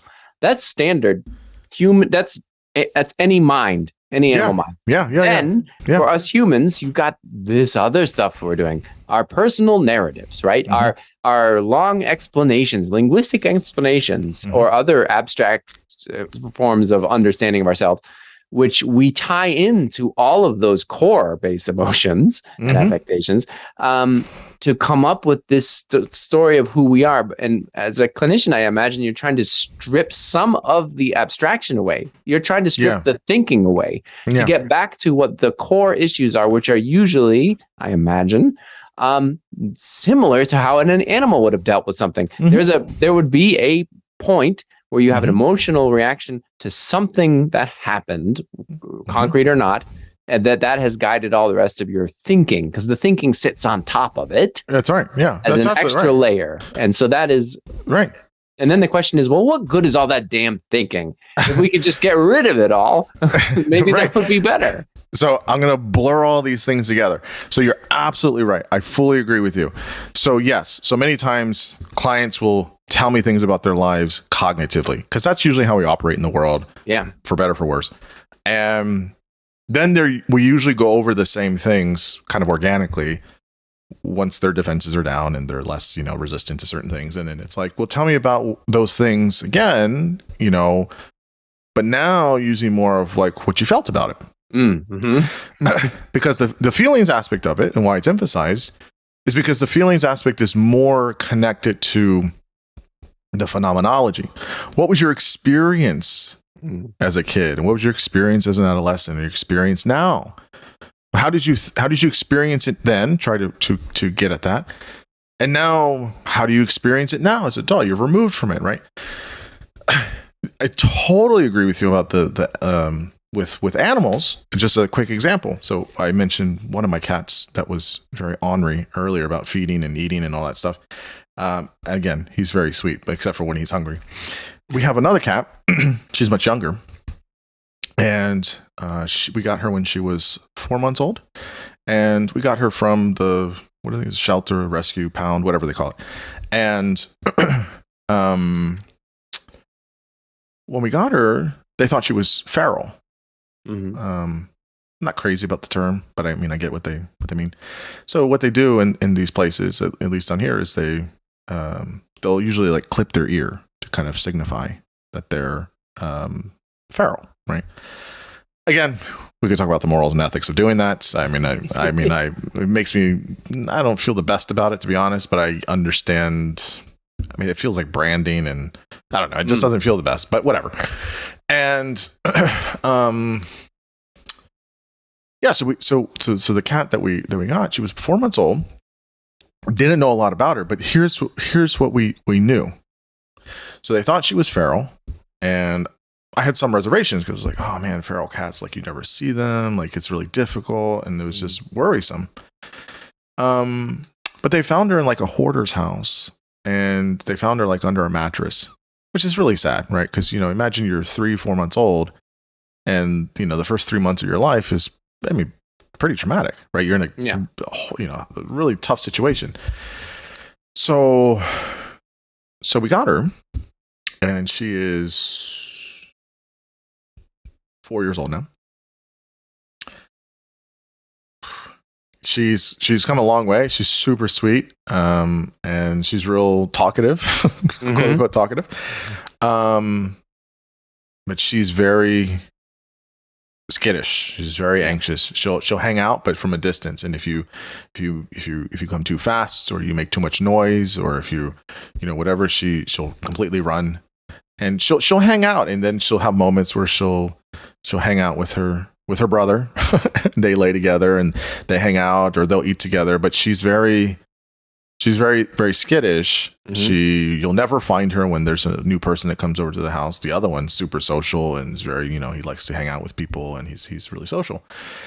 And you can see there is something in her early experience that has completely, and again, she lives in a very loving home. We're very sweet with her. She has another, cat who she loves. He loves her. And we're talking 4 years later. I mean, this was only 3 months, which granted is a little bit longer for cats, obviously, than humans, but still to this day, if there's too much noise or too much, she gets very, very, scared and anxious, and we worked really hard with her, and she's much better, and she'll on a good day she'll let us play with her and pick her up and all that, but that's not every day. The other cat's the complete opposite, but he grew up with a sister and parents and in a home and all these things, and so it's just very different how their early experiences in life really do. It's not determined. It's not like you can't change or make advancements, but it is still relevant in some ways. And I think humans aren't that different. No, it's not that different. I think that's the exact conclusion. We, especially when it comes to those basic things, emotional responses to situations that are maybe scary or not. Like those are just built-in learned associations from a young age that any animal would have to learn or use as information for its environment when it's developing. You want those to stick because that's important information. So it's pretty universal. Yeah. And then, but then for a human, man, we've such complex societies and cultures and all these other ways of thinking, and we can abstract that and turn it into weird behavior. But at the core is probably the same sort of basic trauma from early youth. Well, that's the thing, right? That's the thing about it, is that we're only seeing the kind of like outer layer. And so I think part of being like, as a family member or as a friend or colleague or even just an observer sometimes if you're friends with people on social media, that's an outer layer. You got to see it that way. There's a lot of other stuff going on. Yeah. And it's not necessary you to excavate it or to really dig deep with someone, but to at least have a kind of understanding and maybe some compassion of like, yeah, everyone's got their shit. Everyone's got a lot going on. Don't just take what the person's giving on the surface. And especially if it's extreme or exaggerated, or I think you can dig a little bit deeper. I do, of course, I could ask you about consciousness as a super big, long topic that nobody really understands still. And it's still, again, a very kind of a live question. But I want to end the conversation with asking about this kind of thing we talked about sort of in the beginning of this idea of like human exceptionalism, right? Or this kind of anthropocentric kind of way of viewing things. And we mentioned this at various points, but yeah, how do we, I mean, obviously your book is doing this, right? It's trying to say, we shouldn't do that. Like, we're not the best because we have bigger brains and maybe we're quote unquote more intelligent or whatever you want to say. No, we're a species on the planet, like other species that live on the planet, and we should cohabitate with them respectfully and compassionately. And so how do we, in this way, this kind of mindset, I guess you could say, of, kind of decoding that, how do we, how do we scale that, broadly for other people to, aside from people reading your book or listening to this conversation, but how do we create how do we create that norm, I guess, or how do we create that where humans don't see animals in that way?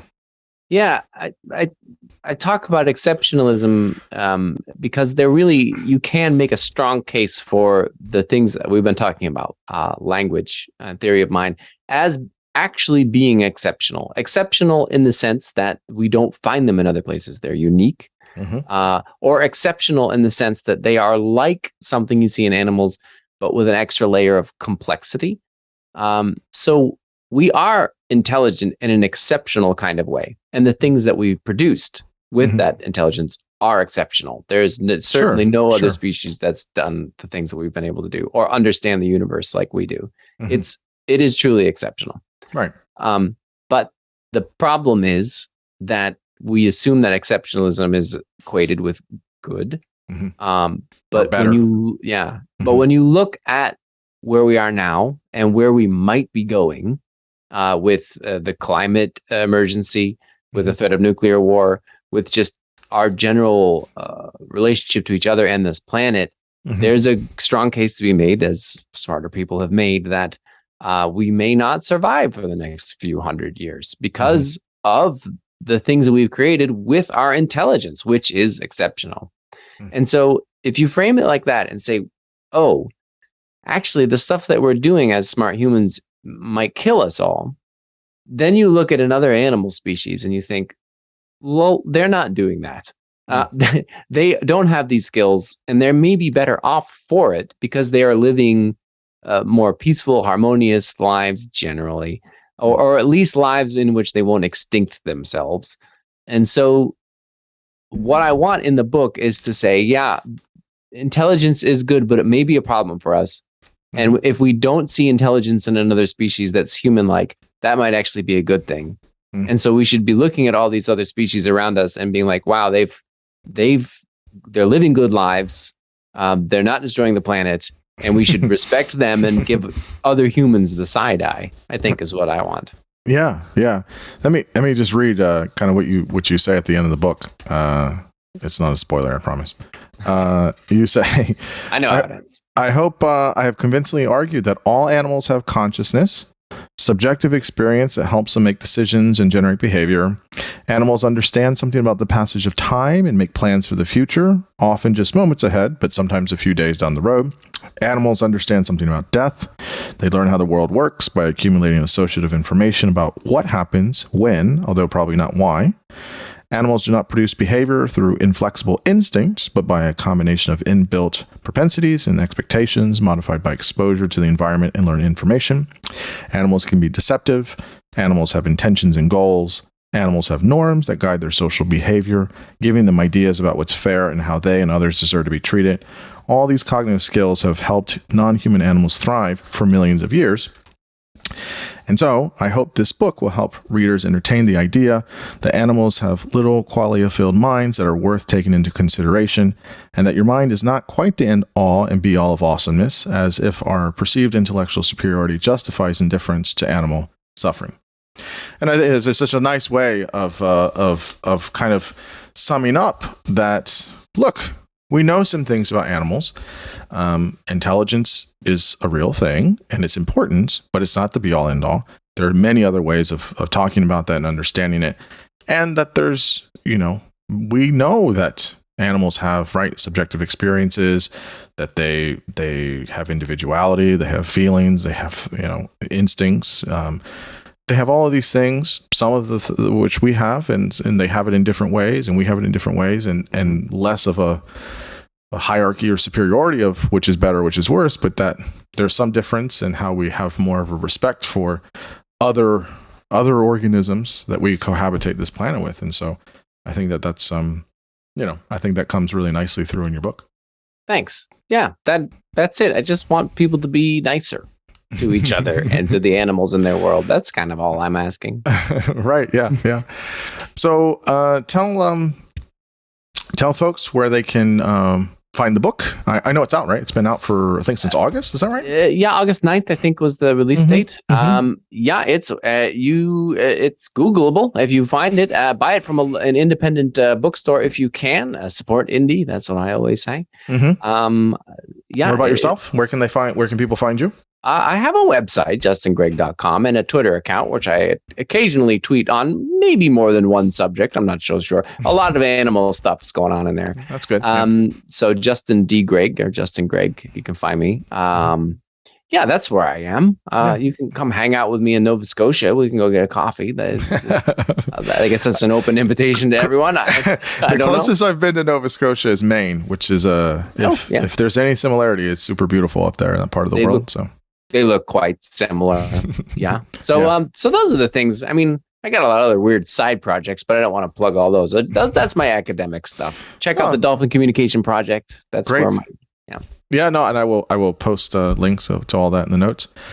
Well, look, Justin, I mean, it's really interesting how time goes by so quickly. I feel like we started the conversation like 30 minutes ago. So, I thank you so much for your time and your energy and really just a great conversation talking about many of these issues and really, I think conversational ways. And it's a very rewarding conversation, so I greatly appreciate it. Yeah, it's been great. You're real fun to talk to. So, I mean, it is your job after all, but you're quite good at it. So this has been enjoyable. Yeah. Yeah, no, likewise. Thanks so much, man. Thanks. Okay.